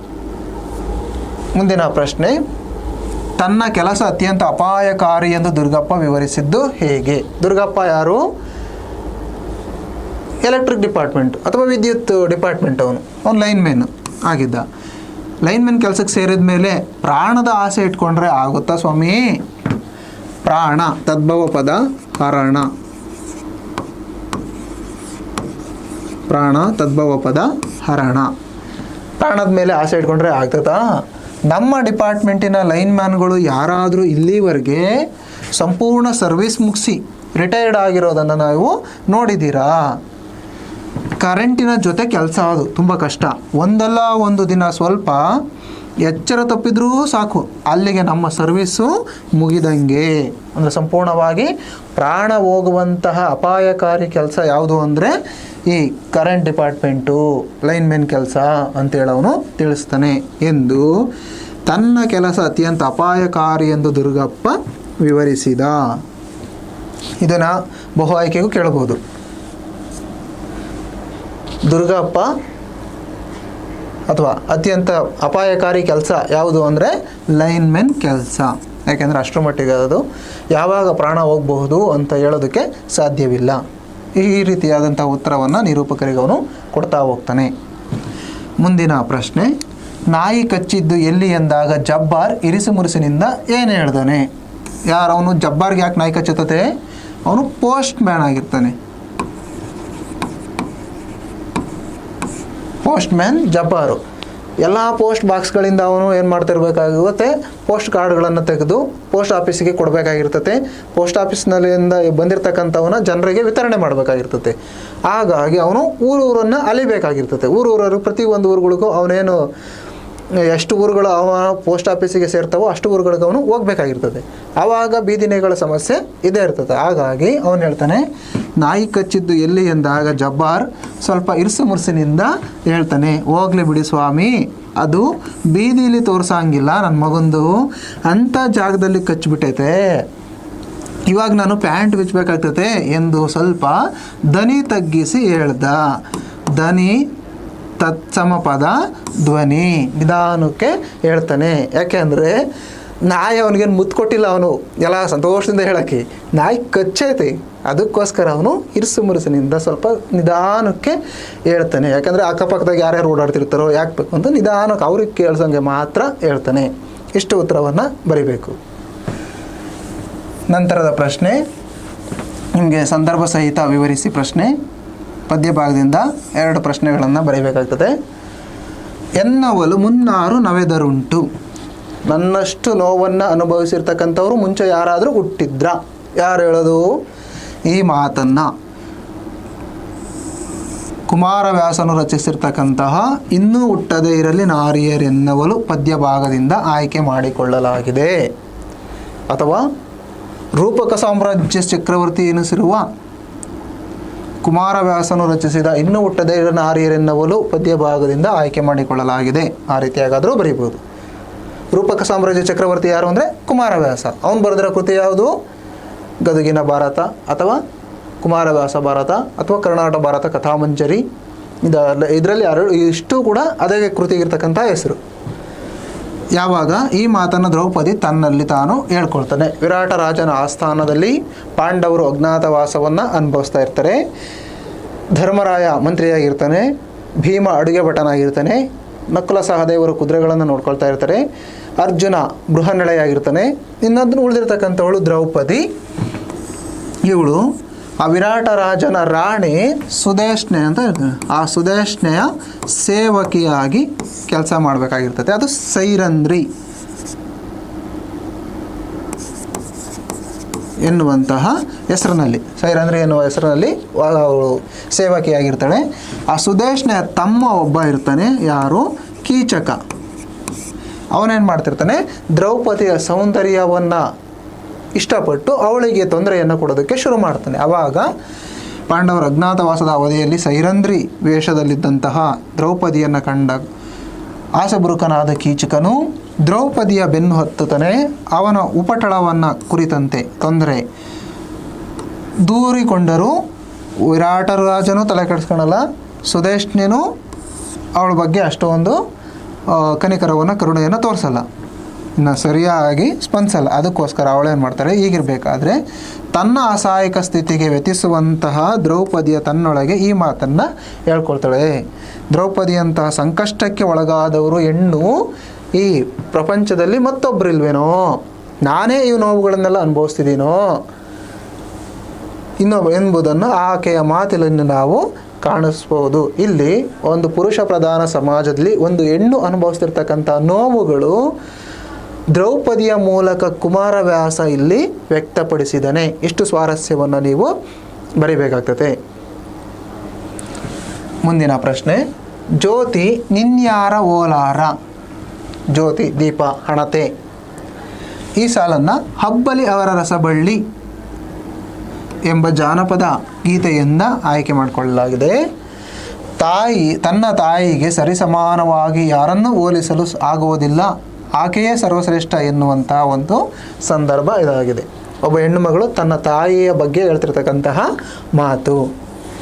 ತನ್ನ ಬದುಕಿನಲ್ಲಿ ಎಷ್ಟು ಜನ ಬಂದು ಹೋದರೂ ಸಹ ಎತ್ತ ತಾಯಿಗೆ ಸರಿಸಮಾನರಾದವರು ಯಾರು ಸಿಗೋದಕ್ಕೆ ಸಾಧ್ಯವಿಲ್ಲ. ಅದಕ್ಕೆ ಅವಳು ಹೇಳ್ತಾಳೆ, 1000 ಕೊಳ್ಳಿ ಒಲೆಯಾಗ ಇದ್ದರೂ ಕೂಡ ಜ್ಯೋತಿ ನಿನ್ಯಾರ ಓಲಾರ ಅಂತ ಐತೆ ಪದ್ಯದಲ್ಲಿ. ಒಲೆಯಲ್ಲಿ 1000 ಕೊಳ್ಳಿ ಕೊಳ್ಳಿ ಅಂದರೆ ಬೆಂಕಿಯ ಕಡ್ಡಿಗಳು ಉರಿತಾ ಇದ್ರೂ ಕೂಡ ದೇವ್ರ ಮುಂದೆ ಇರತಕ್ಕಂತಹ ಒಂದು ದೀಪಕ್ಕೆ ಅವ್ಯಾವೂ ಕೂಡ ಸರಿಸಮಾನವಾಗಿ ನಿಲ್ಲೋದಕ್ಕೆ ಸಾಧ್ಯವಿಲ್ಲ. 1000 ಮಂದಿ ಇದ್ದರೂ ಕೂಡ ಹಾಗೇನೆ, 1000 ಜನ ಇದ್ದರೂ ಕೂಡ ನಮಗೆ ಬಂಧುಗಳು ಸಂಬಂಧಿಕರು ಅಣ್ಣ ತಮ್ಮದಿರು ಯಾರೇ ಇದ್ದರೂ ಕೂಡ ಹೆತ್ತ ತಾಯಿಗೆ ಹೋಲಿಸೋದಕ್ಕೆ ಸಾಧ್ಯವಾಗೋದಿಲ್ಲ. ಅಥವಾ ಹೆತ್ತ ತಾಯಿಯ ಒಂದು ಸ್ಥಾನವನ್ನು ತುಂಬೋದಕ್ಕೆ ಬೇರೆ ಯಾರಿಂದಲೂ ಸಾಧ್ಯವಿಲ್ಲ. ಅವಳನ್ನು ಯಾರಿಗೂ ಹೋಲಿಕೆನೂ ಮಾಡೋದಕ್ಕೆ ಆಗೋದಿಲ್ಲ ಎನ್ನುವಂಥ ಸಂದರ್ಭದಲ್ಲಿ ಈ ಮಾತು ಬಂದಿದೆ. ಇಲ್ಲಿ ಜಗತ್ತಿನಲ್ಲಿ ತಾಯಿಯ ಮಹತ್ವವನ್ನು ಒಬ್ಬ ಹೆಣ್ಣು ಮಗಳು ತಿಳಿಸ್ತಾ ಇದ್ದಾಳೆ. ಇದು ಜಾನಪದರಿಗೆ ಇರ್ತಕ್ಕಂಥ ಒಂದು ಗೌರವ, ಅದು ತಾಯಿಯ ಬಗ್ಗೆ ಇರ್ತಕ್ಕಂತಹ ಗೌರವ ಅಂಥೇಳಿ ನಾವು ಸ್ವಾರಸ್ಯಕ್ಕೆ ಬರಿಬೋದು. ಮುಂದಿನ ಪ್ರಶ್ನೆ, ಮಾತೆ ಮರೆತು ಹೋಗಿದ ಕಣೆ. ಈ ಸಾಲನ್ನು ಶ್ರೀಮತಿ ಲಲಿತಾ ಸಿದ್ದಬಸವೇರು ಬರೆದಿರ್ತಕ್ಕಂತಹ ಒಂದು ಹೆಚ್ಚಿಗೆ ಇಡುತ್ತೀನಿ ಎನ್ನುವ ಪದ್ಯ ಭಾಗದಿಂದ ಆಯ್ಕೆ ಮಾಡಿಕೊಳ್ಳಲಾಗಿದೆ ಅಥವಾ ಕಾವ್ಯ ಭಾಗದಿಂದ ಆಯ್ಕೆ ಮಾಡಿಕೊಳ್ಳಲಾಗಿದೆ. ಸಂದರ್ಭ ಏನಪ್ಪ, ಮುದುಕ ದೂರದ ಅಸ್ಸಾಂನಲ್ಲಿದ್ದಾನೆ, ಅವನು ಅನುಭವಿಸ್ತಿರ್ತಕ್ಕಂಥ ಪಾಡು ಈ ಒಂದು ವಾಕ್ಯದಲ್ಲಿ ನಾವು ನೋಡ್ಬೋದು. ಸಂಕಷ್ಟ, ಅವನ ಮನಸ್ಸು ಎಷ್ಟರ ಮಟ್ಟಿಗೆ ತೊಳಲಾಟದಲ್ಲಿ ಸಿಲುಕಿದೆ ಅಂತ. ಮುದುಕ ಇರೋದು ದೂರದ ಅಸ್ಸಾಂನಲ್ಲಿ. ಇನ್ನು ಮುದುಕನಿಗೆ ಅಲ್ಲಿರ್ತಕ್ಕಂಥ ಭಾಷೆ ಸಸಮೀರ ಬರೋದು. ಸಸಮೀರ ಅಂದರೆ ಸ್ವಲ್ಪನೂ ಕೂಡ ಬರೋದಿಲ್ಲ. ಅಸ್ಸಾಂನಲ್ಲಿ ಅಸ್ಸಾಮಿ ಭಾಷೆ ಮಾತಾಡ್ತಾರೆ. ಅವನು ಕರ್ನಾಟಕದಲ್ಲಿದ್ದರೆ ಕನ್ನಡ ಮಾತಾಡೋನು, ಅಥವಾ ಅವನು ಯಾವ ರಾಜ್ಯದವನೋ ಆ ರಾಜ್ಯದಲ್ಲಿದ್ದರೆ ಆ ಭಾಷೆ ಮಾತಾಡೋನು ಅವನು. ಒಬ್ಬ ಮಗ ನಮ್ಮ ನಾಡಿನಲ್ಲಿ ತಾಯಿಯನ್ನು ಸಾಕೊಂಡಿದ್ದಾನೆ, ಇನ್ನೊಬ್ಬ ಮಗ ಅಸ್ಸಾಂಗೆ ಅವನ ಕೆಲಸ ಅಲ್ಲಿರೋದ್ರಿಂದ ತಂದೆಯನ್ನು ಅವನು ಕರ್ಕೊಂಡು ಹೋಗ್ಬಿಟ್ಟಿದ್ದಾನೆ. ಇಬ್ಬರು ಮಕ್ಕಳು ತಂದೆ ತಾಯಿಗಳನ್ನು ಭಾಗ ಮಾಡ್ಕೊಬಿಟ್ಟಿದ್ದಾರೆ. ಹೀಗಿರಬೇಕಾದ್ರೆ ಕಿರಿಯ ಮಗ ಮತ್ತವನ ಹೆಂಡತಿ ಬೆಳಗ್ಗೆ 9ಕ್ಕೆ ಕೆಲಸಕ್ಕೆ ಹೋದರೆ ಬರೋದು ಹೊತ್ತು ಕಳೆದ ಮೇಲೆ. ಮಗ ಸೊಸೆ ಕೆಲಸಕ್ಕೆ ಹೋಗ್ತಾರೆ, ಅವ್ರು ಬರೋದೇ ಹೊತ್ತು ಕಳೆದ ಮೇಲೆ, ಅಂದರೆ ಸೂರ್ಯ ಮುಳುಗಿದ ಮೇಲೆ ಅಥವಾ ಸಂಜೆ ಆದಮೇಲೆ. ಹಾಗಾಗಿ ಅಸ್ಸಾಮಿ ಭಾಷೆ ಬರದ ಅವನಿಗೆ ಮಾತನಾಡಲು ಯಾರೂ ಇರಲಿಲ್ಲ. ಮಾತಾಡ್ತಾನೆ ಇರು. ಅದಕ್ಕೋಸ್ಕರ ಮುದುಕಿ ಫೋನ್ ಮಾಡಿದಾಗಲೆಲ್ಲ ಹೇಳ್ತಾನೆ, ನನಗೆ ಮಾತೇ ಮರ್ತೋಗ್ಬಿಟ್ಟೈತೆ ಕಣೆ. ಅಂದರೆ ಮಾತಾಡಲಿಲ್ಲ ಅಂತಂದರೆ ಮನುಷ್ಯ ಏನಾಗ್ತದೆ, ಸಂವಹನ ಮಾಡಲಿಲ್ಲ ಅಂದರೆ ಅವನ ಭಾಷೆಯನ್ನೇ ಮರ್ತೋಗುವ ಸಾಧ್ಯತೆಗಳು ಇರ್ತವೆ. ಅಂದರೆ ಅದು ಹೇಳಿಕೆ, ಅಂದರೆ ಅಷ್ಟರ ಮಟ್ಟಿಗೆ ನನಗೆ ದುಃಖ ಆಗ್ತಿದೆ ಅನ್ನೋದನ್ನು ತನ್ನ ಹೆಂಡತಿಯ ಬಳಿಗೆ ಅಥವಾ ಮುದುಕಿಯ ಬಳಿ ಒಬ್ಬ ಮುದುಕ ತೋಡ್ಕೊಂಡಿರ್ತಕ್ಕಂಥ ನೋವುಗಳಿದು. ಗೋಗರಿತಾನೆ, ಬೇಡ್ಕೊಳ್ತಾನೆ. ಆತ, ನೀನು ಮಾತಾಡ್ತಾನೆ ಇರು, ಮಾತನ್ನು ನೀನು ನಿಲ್ಲಿಸ್ಬೇಡ. ಯಾಕೆಂದ್ರೆ ನನಗಿಲ್ಲಿ ಬೇರೆಯವ್ರ ಜೊತೆ ಮಾತಾಡೋಕ್ಕೆ ನನ್ನ ಭಾಷೆ ಬರೋಲ್ಲ, ಅವರಿಗೆ ನನ್ನ ಭಾಷೆ ಬರೋಲ್ಲ, ನನಗೆ ಅವ್ರ ಭಾಷೆ ಬರೋಲ್ಲ. ನೀನು ಹೆಂಗೋ ನಮ್ಮೂರಲ್ಲಿದೆಯಾ, ನೀನು ಆರಾಮಾಗೆ ನಿನ್ನ ಮಗ ಸೊಸೆ ಮೊಮ್ಮಕ್ಕಳು ಜೊತೆ ಮಾತಾಡಲಿಲ್ಲ ಅಂದ್ರೂ ಅಕ್ಕಪಕ್ಕದವ್ರ ಜೊತೆನಾದರೂ ಮಾತಾಡಿಕೊಂಡು ನಿನ್ನ ಬಾಯ ತುರಿಕೆ ತಿರ್ಸ್ಕೋಬೋದು. ಆದರೆ ನನಗೆ ಆ ರೀತಿ ಸಾಧ್ಯವಿಲ್ಲ, ಇರೋದು ನಾನಿಲ್ಲೇ ಒಬ್ಬನೇ. ಅದಕ್ಕೋಸ್ಕರ ನೀನಾದರೂ ನನ್ನ ಜೊತೆ ಮಾತಾಡು ಅಂತೇಳಿ ಅವನು ಬೇಡ್ಕೊಳ್ತಾನೆ. ಇಲ್ಲಿ ಒಬ್ಬ ಮುದುಕಿಯ ತೊಳಲಾಟವನ್ನು ನಾವು, ಅವರ ಮನಸ್ಸಿನಲ್ಲಿರ್ತಕ್ಕಂತಹ ಸಮಸ್ಯೆಗಳನ್ನು ನಾವು ಗಮನಿಸ್ತಾ ಹೋಗ್ಬೋದು. ಮುಂದಿನ ಪ್ರಶ್ನೆ, ಇದು ಗದ್ಯ ಭಾಗದಿಂದ ಒಂದು ಪ್ರಶ್ನೆಯನ್ನು ಬರೀಬೇಕು. ಅವರು ನನ್ನಷ್ಟೇ ಒಳ್ಳೆಯ ಡಾಕ್ಟರು, ಏನೂ ತಪ್ಪು ತಿಳಿಯಬೇಡ. ಮುಟ್ಟಿಸಿಕೊಂಡವನು ಗದ್ಯ ಭಾಗ. ಈ ಮೇಲಿನ ವಾಕ್ಯವನ್ನು ಪಿ ಲಂಕೇಶ್ ಅವರು ಬರೆದಿರುವ ಮುಟ್ಟಿಸಿಕೊಂಡವನು ಎಂಬ ಗದ್ಯ ಭಾಗದಿಂದ ಆಯ್ದುಕೊಳ್ಳಲಾಗಿದೆ. ಮರಳಿ ತನ್ನ ಬಳಿಗೆ ಚಿಕಿತ್ಸೆಗಾಗಿ ಬಂದ ಬಸಲಿಂಗನಿಗೆ ಡಾಕ್ಟರ್ ತಿಮ್ಮಪ್ಪ ಈ ಮಾತನ್ನು ಹೇಳ್ತಾರೆ. ಏನು ಮೊದಲನೇದಾಗಿ ಬಂದಿರ್ತಾನೆ ಕಣ್ಣು ನೋವು ಅಂತ, ಆವಾಗ ಡಾಕ್ಟರ್ ತಿಮ್ಮಪ್ಪ ಆಪ್ರೇಷನ್ ಮಾಡಿ ಕಳಿಸಿರ್ತಾರೆ. ಆ ಸಂದರ್ಭದಲ್ಲಿ ವಲಯ ಡಾಕ್ಟರ್ ತಿಮ್ಮಪ್ಪನಿಂದ ಆಪ್ರೇಷನ್ ಮಾಡಿಸ್ಕೊಂಡು ಬಂದಿದೆಯಾ, ಮೈಲಿಗೆ ಆಗೈತೆ ಅಂತ ಹೇಳ್ಬಿಟ್ಟು ಸಿದ್ಲಿಂಗ್ ಏನು ಮಾಡ್ತಾಳೆ, ಅವನ ಮೇಲೆ ರಾಧ ಅಂತ ಮಾಡಿ ಅವನಿಗೆ ಬಿಸಿನೀರನ್ನು ಹಾಕಿ ಸ್ನಾನನೇ ಮಾಡಿಸ್ಬಿಡ್ತಾಳೆ. ಈ ವಿಚಾರ ತಿಳಿದಂತಹ ಡಾಕ್ಟರ್ ತಿಮ್ಮಪ್ಪ ಒಂದು ಸ್ವಲ್ಪ ಅವನಿಗೆ ಬೇಜಾರಾಗಿರ್ತದೆ. ಅದಕ್ಕೆ ತಿಮ್ಮಪ್ಪನವರ ಪ್ರೀತಿಯ ಮಾತುಗಳಿಗೆ ಮಣಿದಂಥ ಬಸಲಿಂಗ ಆದದ್ದನ್ನೆಲ್ಲ ಹೇಳ್ತಾನೆ, ನನಗೆ ಹಿಂಗೆಲ್ಲ ಆಯಿತು ಸ್ವಾಮಿ ಅಂತ. ಅಷ್ಟೆಲ್ಲ ಮಾಡಿರೂ ತಿಮ್ಮಪ್ಪ ಮಾತ್ರ ಬಸಲಿಂಗನ ಮೇಲೆ ಇರ್ತಕ್ಕಂಥ ಪ್ರೀತಿಯನ್ನು ಕಡಿಮೆ ಮಾಡಿರಲಿಲ್ಲ. ಅದಕ್ಕೆ ಅವನು ನಿಜ ಹೇಳ್ತಾನೆ. ಅಲ್ಲದೆ ತನಗೆ 2ನೇ ಆಪ್ರೇಷನ್ ಮಾಡಬೇಕು ಅಂತಲೂ ಕೇಳ್ಕೊಳ್ತಾನೆ. ಆದರೆ ತಿಮ್ಮಪ್ಪ ಆಪ್ರೇಷನ್ ನಿರಾಕರಿಸಿ ಔಷಧಿ ಮಾತ್ರೆ ಕೊಟ್ಟು ಕಳುಹಿಸ್ತಾರೆ. ಆವಾಗ ಅವನಿಗೇನಾಗ್ತದೆ, ಬಸಲಿಂಗನಿಗೆ ತಿಮ್ಮಪ್ಪನ ಬಗ್ಗೆ ಕೆಟ್ಟ ಅಭಿಪ್ರಾಯ ಬರ್ತದೆ. ನಾನು ಇವರನ್ನು ಜಾತಿಯ ಹಿನ್ನೆಲೆಯಲ್ಲಿ ನೋಡಿದ್ದಕ್ಕೆ ನನಗೆ ಇನ್ನೊಂದು ಸಲ ಅವರು ಆಪ್ರೇಷನ್ ಮಾಡೋದಕ್ಕೆ ಒಪ್ಕೊಳ್ತಾ ಇಲ್ಲ ಅಂತ. ಅದಕ್ಕೆ ಅವನೇನು ಮಾಡ್ತಾನೆ, ಸಿಕ್ಕಿದವ್ರ ಜನರ ಜೊತೆಗೆ ತಿಮ್ಮಪ್ಪನ ವಿರುದ್ಧ ಉಡಾಫೆ ಮಾತುಗಳನ್ನು ಆಡ್ಕೊಂಡು ಓಡಾಡ್ತಿರ್ತಾನೆ. ಅಲ್ಲದೆ ಲಿಂಗಾಯತ ರಾಜಕಾರಣಿ ಯಾರು ರುದ್ರಪ್ಪ, ಅವನನ್ನು ಕರ್ಕೊಂಡು ಬೇರೆ ಬೇರೆ ವೈದ್ಯರ ಬಳಿಗೆ ಎಲ್ಲ ಹೋಗಿ ಬರ್ತಾನೆ. ಯಾರಿಂದಲೂ ಕೂಡ ಬಸಲಿಂಗನ ಕಣ್ಣನ್ನು ಮಾತ್ರ ಸರಿಪಡಿಸೋಕ್ಕಾಗಲಿಲ್ಲ. ಅದಕ್ಕೆ ವಿಧಿ ಇಲ್ಲದೆ ಡಾಕ್ಟರ್ ತಿಮ್ಮಪ್ಪನ ಹತ್ರನೇ ಪುನಃ ಅವನು ಬರ್ತಾನೆ. ಆವಾಗ ತಿಮ್ಮಪ್ಪನವರು, ಬಸಲಿಂಗಪ್ಪ, ನಾನು ನಿನ್ನನ್ನು ಮುಟ್ಟಿದ್ದು ಒಬ್ಬ ಡಾಕ್ಟರಾಗಿ, ಒಬ್ಬ ವೈದ್ಯನಾಗಿ.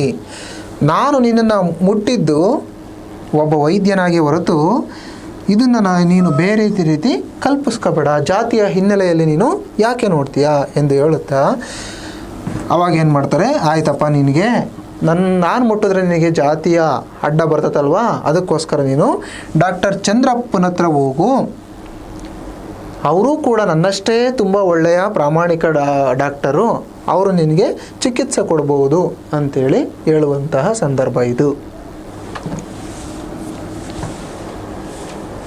ಮುಂದಿನ ಪ್ರಶ್ನೆ, ನೋಡು ನಿನ್ನ ಎದುರು 2 ಆಯ್ಕೆಗಳಿವೆ. ಆಯ್ಕೆ ಇದೆ ನಮ್ಮ ಕೈಯಲ್ಲಿ, ಗದ್ಯ ಭಾಗ. ಯಾರು, ನೇಮಿಚಂದ್ರ ಅವರು ಬರೆದಿರ್ತಕ್ಕಂತಹ ಬದುಕು ಬದಲಿಸಬಹುದು ಎಂಬ ಕೃತಿಯಿಂದ ಆಯ್ಕೆ ಇದೆ ನಮ್ಮ ಕೈಯಲ್ಲಿ ಎಂಬ ಪಾಠದಿಂದ ಆಯ್ಕೆ ಮಾಡಿಕೊಳ್ಳಲಾಗಿದೆ ಈ ವಾಕ್ಯವನ್ನು. ಈ ಮಾತನ್ನು ಲೇಖಕಿಯಾದಂತಹ ನೇಮಿಚಂದ್ರ ಅವರು ತನ್ನ ಪತಿಯಾದಂತಹ ಕೀರ್ತಿಗೆ ಹೇಳುವಂತಹ ಮಾತು. ಕೀರ್ತಿ ಅವರಿಗೆ ಒಂದು ಸಲ ಕಿಡ್ನಿ ಸ್ಟೋನ್ ಆಗಿರ್ತದೆ. ಆವಾಗ ಅವರು ಈ ಮಾತನ್ನು ಹೇಳ್ತಾರೆ, ಕೀರ್ತಿ ತದ್ಭವ ಪದ ಕೀರುತಿ, ಕೀರ್ತಿ ತದ್ಭವ ಪದ ಕೀರುತಿ. ಲೇಖಕಿ ನೇಮಿಚಂದ್ರ ಅವರು ಪತಿ ಕೀರ್ತಿಯಲ್ಲಿ ಕಂಡು ಬಂದ ಕಿಡ್ನಿ ಸ್ಟೋನು ಯಾಕೆ ಆಗ್ತದೆ ಅಂತೇಳಿ ಅವರೇನು ಮಾಡ್ತಾರೆ, ಕುತೂಹಲ ಇಟ್ಕೊಂಡು ಇದೇ ರೀತಿಯಾದಂಥ ಕಿಡ್ನಿ ಸ್ಟೋನು ನಮ್ಮೂರಲ್ಲಿ ಯಾರಿಗಾಗಿತ್ತು ಅಂತ ಹೇಳ್ಬಿಟ್ಟು ಅವರು ಅವಾಗ ಯೋಚನೆ ಮಾಡಿ ಅಕ್ಕಪಕ್ಕ ಮನೆಯವರೆಲ್ಲ ಯಾರಿಗಾದ್ರೂ ಆಗಿದೆ ಎಂಬ ವಿಚಾರವನ್ನು ತಿಳ್ಕೊಳ್ಳೋದಕ್ಕೆ ಪ್ರಯತ್ನ ಪಡ್ತಾರೆ. ಅಕ್ಕಪಕ್ಕ ಜೋಡು ನುಡಿ ಪದ. ಆವಾಗ ಎದುರು ಮನೆಯ ಕಮಲಾ ಮೇಡಮ್ಗೂ ಮತ್ತು ಮೂಲೆ ಮನೆಯಲ್ಲಿರ್ತಕ್ಕಂಥ ಮುದ್ದೇಗೌಡರಿಗೂ ಕೂಡ ಇದೇ ಕಿಡ್ನಿ ಸ್ಟೋನು ಆಗಿರ್ತದೆ. ಅದಕ್ಕೋಸ್ಕರ ಅವರಿಬ್ಬರನ್ನ ಅವಾಗ ಭೇಟಿ ಮಾಡ್ತಾರೆ. ಇದಕ್ಕೆ ಕಾರಣ ಏನು, ಯಾಕೆ ಕಿಡ್ನಿ ಸ್ಟೋನ್ ಆಗ್ತೈತೆ ಅಂತೇಳಿ ಅವರು ತಿಳ್ಕೊಳ್ತಾರೆ. ಅವಾಗ ಅವ್ರೇನು ಮಾಡ್ತಾರೆ, ಮುದ್ದೇಗೌಡರು, ಇದೇನು ಮಹಾ ಕಾಯಿಲೆ ಅಲ್ಲ ಬಿಡಮ್ಮ, ಇವಾಗ ಏನು ಅದನ್ನು ಹೇಗೆ ಬೇಕಾದ್ರೂ ನಾವು ಸರಿ ಮಾಡ್ಕೋಬೋದು ಅಂತೇಳಿ ಒಂದು ರೀತಿ ಉದಾಸೀನವಾಗಿ ಹೇಳ್ತಾರೆ. ಆದರೆ ಇಬ್ಬರೂ ಕೂಡ ಕಿಡ್ನಿ ಸ್ಟೋನ್ಗೆ ಕಂಡುಕೊಂಡಂತಹ ಪರಿಹಾರ ಬೇರೆ ಬೇರೆ ಆಗಿತ್ತು.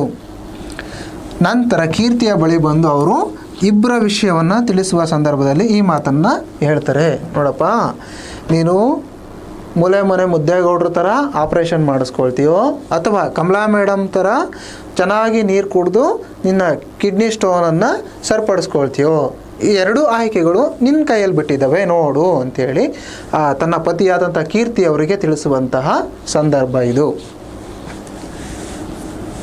ಮುಂದಿನ ಪ್ರಶ್ನೆ, ಸೀತಾಪರಣದ ಕಥದೊಳ್ ಬಯಕೆಯೇ. ಈ ಮಾತನ್ನು ಯಾರು ಹೇಳ್ತಾನೆ, ಮುದ್ದಣ ತನ್ನ ಪತ್ನಿಯಾದಂಥ ಮನೋರಮೆಗೆ ಹೇಳುವಂಥ ಮಾತು. ತಿರುಳುಗನ್ನಡದ ಬೆಳ್ನುಡಿ ಎಂಬ ಗದ್ಯ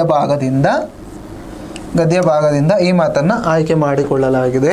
ಈ ಪ್ರಶ್ನೆಯನ್ನು ಮುದ್ದಣ ತನ್ನ ಮಡದಿ ಮನೋರಮೆಯಲ್ಲಿ ಕೇಳುವಂತಹ ಪ್ರಶ್ನೆ ಏನಂತ, ಮುದ್ದಣ ಮನೋರಮೆಯರು ಸುಖ ಸಲ್ಲಾಪದಿಂದ ಮಾತನಾಡ್ತಿರ್ಬೇಕಾದ್ರೆ ಮನೋರಮೆಗೆ ಕತೆ ಕೇಳಬೇಕು ಅಂತ ಆಸೆ ಆಗ್ತೈತಿ. ಯಾಕೆಂದರೆ ಕಾಡು ನಾಡು ಮನೋಜ್ಞಮಾಗೆ, ಕಾಡು ನಾಡುಗಳು ಸಮೃದ್ಧವಾಗಿರ್ತಕ್ಕಂಥ ವರ್ಷಕಾಲದಲ್ಲಿ ಒಂದು ದಿವಸ ಪ್ರತಿ ದಿವಸವೂ ಕೂಡ ಅಲ್ಲಿ ಮಳೆ ಅನ್ನೋದು ಸುರಿತಾ ಇರ್ತೈತೆ. ಅದಕ್ಕೆ ಅವಳಿಗೆ ಬೇಜಾರಾಗಿರ್ತೈತೆ. ಜೊತೆಗೆ ಇವನು ಇರೋದಿಲ್ಲ ಮನೆಯಲ್ಲಿ. ಅವನೇನು ಮಾಡ್ತಿರ್ತಾನೆ, ದಿನ ಅರಮನೆಗೆ ಹೋಗ್ಬಿಟ್ಟು ಕಥೆಯನ್ನು ಹೇಳ್ಬೇಕು ಬರ್ತಾ ಇರ್ತಾನೆ. ಅದಕ್ಕೋಸ್ಕರ ಅವಳಿಗೂ ಬೇಜಾರಾಗಿರ್ತದೆ. ಅದಕ್ಕೋಸ್ಕರ ಅವಳು ಕಥೆಯನ್ನು ಹೇಳು ಅಂತ ಕೇಳ್ತಾಳೆ. ಯಾವ ಕಥೆ ಹೇಳಬೇಕು? ಭೋಜ ಪ್ರಬಂಧ ಕಥೆಯನ್ನು ಹೇಳೋ, ವಿಕ್ರಮರಾಜನ ಕಥೆಯನ್ನು ಹೇಳೋ, ಮಹಾವೀರ ಚರಿತೆಯನ್ನು ಹೇಳೋ ಅಂತ ಕೇಳ್ತಾನೆ. ಅದು ಯಾವುದು ಬೇಡ ಅಂತ ಹೇಳ್ತಾಳೆ. ಸರಿ, ಯಾವ ರಸದಲ್ಲಿ ಹೇಳಬೇಕು ಅಂತ ಕೇಳ್ತಾನೆ. ನಿನಗೆ ಯಾವ ರಸ ಆದರೂ, ಯಾವುದಾದ್ರೂ ಒಂದು ರಸದಲ್ಲಿ ಹೇಳು ಅಂತ ಕೇಳ್ತಾನೆ. ಸರಿ ಆಯಿತು, ಯಾವ ರಸ ಆದರೂ ಓಕೆ, ಯಾವ ಕಥೆ ಆದರೂ ಓಕೆ ಅಂತ ಹೇಳಿದಾಗ ಅವನೇನು ಮಾಡ್ತಾನೆ, ರಾಮಾಯಣದ ಯಾವುದಾದ್ರೂ ಒಂದು ಕಥೆಯನ್ನು ಹೇಳು ಅಂತ ಕೇಳ್ಕೊಳ್ತಾಳೆ. ರಾಮಾಯಣದ ಕಥೆಯನ್ನು. ಆವಾಗ ಮುದ್ದಣ್ಣ ಏನು ಮಾಡ್ತಾನೆ, ಹಾಗಾದರೆ ರಾಮಾಯಣದಲ್ಲಿ ಸೀತಾ ಸ್ವಯಂವರದ ಕಥೆಯನ್ನು ಹೇಳ್ಬೇಕಾ ಅಂಥೇಳಿ ಮುದ್ದಣ್ಣ ಮನೋರಮೆಯನ್ನು ಕೇಳ್ತಾನೆ. ಸ್ವಯಂವರ ಆಯ್ತಲ್ಲ ಸೀತೆದು, ರಾಮ ಬಂದು ಆ ಶಿವಧನಸ್ಸನ್ನು ಎತ್ತಿ ಹೊಡಿಬೇಕಾದ್ರೆ ಬಾಣ ಮುರಿದು ಹೋಗ್ತೈತಲ್ಲ, ಆ ಒಂದು ಕಥೆಯನ್ನು ನಿನಗೆ ಆವಾಗ ರಾಮ ಮದುವೆ ಆಗಿದ್ನಲ್ಲ ಆ ಕಥೆಯನ್ನು ನಿನಗೆ ಹೇಳ್ಬೇಕಾ ಅಂತ. ಅದಕ್ಕೆ ಅವಳು ಹೇಳ್ತಾಳೆ, ಈ ಮುನ್ನಮೆ ಕೇಳ್ದಿರ್ಪೇನಲ್ತೆ ಅಂತ. ಈ ಮುಂಚೆ ಆಲೆ ಅದನ್ನು ಕಥೆಯನ್ನು ನಾನು ಕೇಳಿದ್ದೀನಿ. ಹಾಗಾದರೆ ಸೀತಾಪರಣದ ಕಥೆ ಹೇಳಿದವಳು ಬಯಕೆಯೇ ಅಂತ ಹೇಳ್ತಾನೆ. ಸೀತೆಯನ್ನು ಅಪಹರಿಸ್ಕೊಂಡು ಹೋದ್ನಲ್ವ ಯಾರು? ರಾವಣ. ಆ ಕಥೆಯನ್ನು ಹೇಳ್ಬೇಕಾ ಅಂತ. ಆವಾಗ ಈ ಒಂದು ಮಾತು ಬರ್ತಕ್ಕಂಥದ್ದು. ಇಷ್ಟು ಉತ್ತರವನ್ನು ನೀವು ಬರೀಬೇಕಾಗ್ತದೆ. ಮುಂದಿನ ಸಂದರ್ಭ ಇದು ದೀರ್ಘಗದ್ಯದಿಂದ ನೀವು ಒಂದು ಪ್ರಶ್ನೆಯನ್ನು ಸಂದರ್ಭಕ್ಕೆ ಬರೀಬೇಕು. ನಿನ್ನ ಪುಕಾರ ಏನಿದ್ರು ಬರವಣಿಗೆಯಲ್ಲಿ ಇರಬೇಕು ಪ್ರಶ್ನೆ. ಯಾರು ಹೇಳೋದು? ದುರ್ಗಪ್ಪ.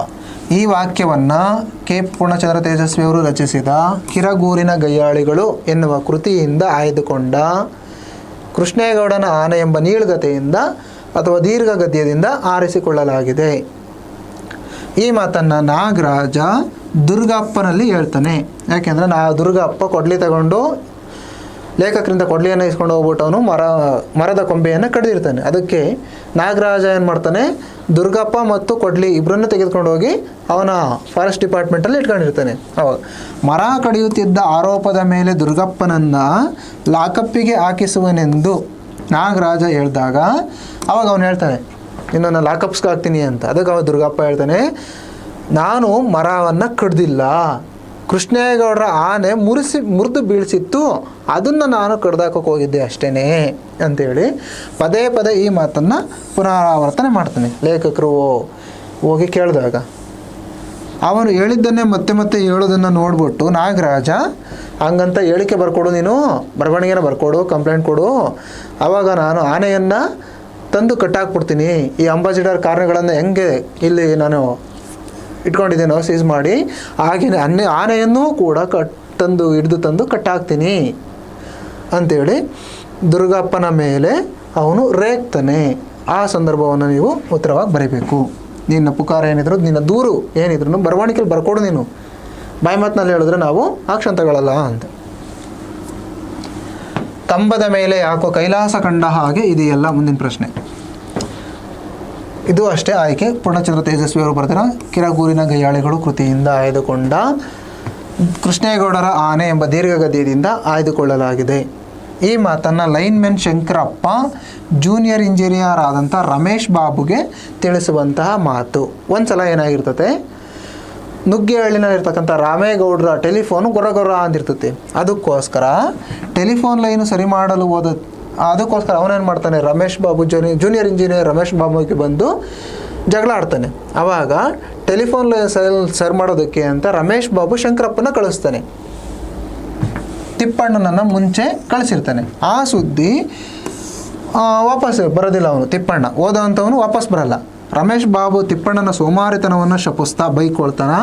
ಲೈನ್ಮೆನ್ ಶಂಕರಪ್ಪನನ್ನು ತಿರ್ಗ ಕಳಿಸ್ತಾನೆ. ಹೋಗು, ಆ ಸೋಮಾರಿ ಬಿಡಿದು ಏನಾಗ್ಯದನು ನೋಡ್ಕೊಂಡು ಬಾ, ಅವ್ನು ಕಳಿಸ್ದಾನು ವಾಪಸ್ಸೇ ಬರಲಿಲ್ಲ ಅಂತ ಕರೆದುಕೊಂಡು ನುಗ್ಗೇಹಳ್ಳಿ ಲೈನು ನೋಡುತ್ತಾ ಹೋಗ್ತಾನೆ. ಅಲ್ಲಿ ಜಂಕ್ಷನ್ ಬಾಕ್ಸ್ ಇದ್ದಂಥ 17ನೇ ಕಂಬದ ಮೇಲೆ, ಇದು ಮುಖ್ಯ, 17ನೇ ಕಂಬದ ಮೇಲೆ ಕುಳಿತಿದ್ದಂಥ ತಿಪ್ಪಣ್ಣ ಕೂಗಿದ್ರು ಮಾತಾಡ್ತಿಲ್ಲ, ಕರೆದ್ರು ಮಾತಾಡ್ತಿಲ್ಲ. ಪ್ರಾಣ ಇದ್ರಲ್ಲೂ ಮಾತಾಡೋಕೆ ಪಾಪ. ಶಂಕರಪ್ಪ ಆತನನ್ನು ನೋಡಿ ಕೈಯಲ್ಲಿದ್ದ ತಂತಿ ಮೇಲಿನಿಂದಲೇ ಆಫೀಸಿಗೆ ಮಾತನಾಡುವಂಥ ಫೋನ್ ಕೆಳಗಿಡ್ತಾನ. ಏನು ಸಾರ್ ಇದು, ಏನಾಗೋಯ್ತು ಇವನಿಗೆ ಎನ್ನುತ್ತ ತನ್ನ ಇಂಜಿನಿಯರ್ ರಮೇಶ್ ಬಾಬುವನ್ನು ನೋಡಿ ಈ ಮೇಲಿನ ಮಾತನ್ನು ಹೇಳ್ತಾನೆ. ಏನಂತ, ಯಾಕೋ ಕಂಬದ ಮೇಲೆ ಕೈಲಾಸ ಕಂಡ ಆಗಿದೆಯಲ್ಲ ಸಾರ್, ಅಂದರೆ ಇವನ ಪ್ರಾಣ ಹೋಗಿರಬಹುದು ಅಂದರೆ ಮೇಲ್ಗಡೆನೇ ಸತ್ತೋಗಿರಬಹುದು ಅಂತೇಳಿ ಅವನು ಮಾತಾಡ್ತಾನೆ. ಯಾರು? ಶಂಕರಪ್ಪ ಹೇಳುವಂಥದ್ದು. ಯಾರಿಗೆ ಅಂದರೆ ಜೂನಿಯರ್ ಇಂಜಿನಿಯರ್ ರಮೇಶ್ ಬಾಬುಗೆ. ಈ ಘಟನೆ ನಡೆಯೋದಕ್ಕೆ ಕಾರಣ ನುಗ್ಗೇಹಳ್ಳಿನಲ್ಲಿರ್ತಕ್ಕಂಥ ರಾಮೇಗೌಡರು ಬಂದು ಜೂನಿಯರ್ ಇಂಜಿನಿಯರ್ ರಮೇಶ್ ಬಾಬುವನ್ನು ಬೈದಿದ್ದು. ಆವಾಗ ತಿಪ್ಪಣ್ಣನನ್ನು ನೋಡ್ಕೊಂಡು ಬರೋಕೆ ಅಂತ ಕಳಿಸಿದ್ದು. ಮುಂದಿನ ಪ್ರಶ್ನೆ 5-6 ವಾಕ್ಯಗಳಲ್ಲಿ ಉತ್ತರಿಸಿ ಪ್ರಶ್ನೆಗಳು. ಪದ್ಯ ಭಾಗದಿಂದ 2 ಬರೀಬೇಕು ನೀವು. ಶಿವಪಥವನ್ನು ಅರಿಯದವನ ಭಕ್ತಿ ನಿರರ್ಥಕ ಎಂಬುದನ್ನು ಬಸವಣ್ಣ ಯಾವ ಉದಾಹರಣೆಗಳ ಮೂಲಕ ವಿವರಿಸ್ತಾ ಬರ್ತಾರೆ? ಸಮಾಜದಲ್ಲಿ ಬದುಕುವ ಜೀವಿಯ ನಡೆ ನುಡಿಯಲ್ಲಿ ಹೊಂದಾಗಬೇಕಿರೋ ಸತ್ವವನ್ನು, ಅಂತರಂಗದ ಪರಿಶುದ್ಧತೆಯನ್ನು ವಚನಕಾರರು ಬಲವಾಗಿ ಪ್ರತಿಪಾದನೆ ಮಾಡಿದ್ದಾರೆ. ಶಿವಪಥವನ್ನು ತಿಳಿಯುವಂಥ ಸಂಕಲ್ಪ ಬಲ ನಿಜ ಭಕ್ತನ ಮೂಲ ಗುಣವಾಗಬೇಕು ಎಂಬುದನ್ನು ಪ್ರತಿಪಾದಿಸುವಲ್ಲಿಯೂ ಎದ್ದು ಕಾಣುವ ಕಾವ್ಯಾತ್ಮಕ ಗುಣ ಬಸವಣ್ಣರವರ ಕವಿ ಹೃದಯವನ್ನು ಬಿಂಬಿಸಿದೆ. ಹೃದಯ ತದ್ಭವ ಪದ ಎದೆ. ಶಿವಪಥವನ್ನೇ ಅರಿಯದವನ ಕೈಯಲ್ಲಿ ಲಿಂಗ ಇದ್ರೂ ಉಪಯೋಗ ಇಲ್ಲ. ಅಂಥವನ ಭಕ್ತಿ ಡಾಂಬಿಕ ಭಕ್ತಿ, ಅದು ಟೊಳ್ಳು ಭಕ್ತಿ ಅಂತೇಳಿ ಬಸವಣ್ಣವರು ತಿಳಿಸ್ತಾ ಹೋಗ್ತಾರೆ. ಆಯುಷ್ಯ ರೇಖೆ ಇದ್ದರೆ ಫಲವೇನು? ಸರಿ,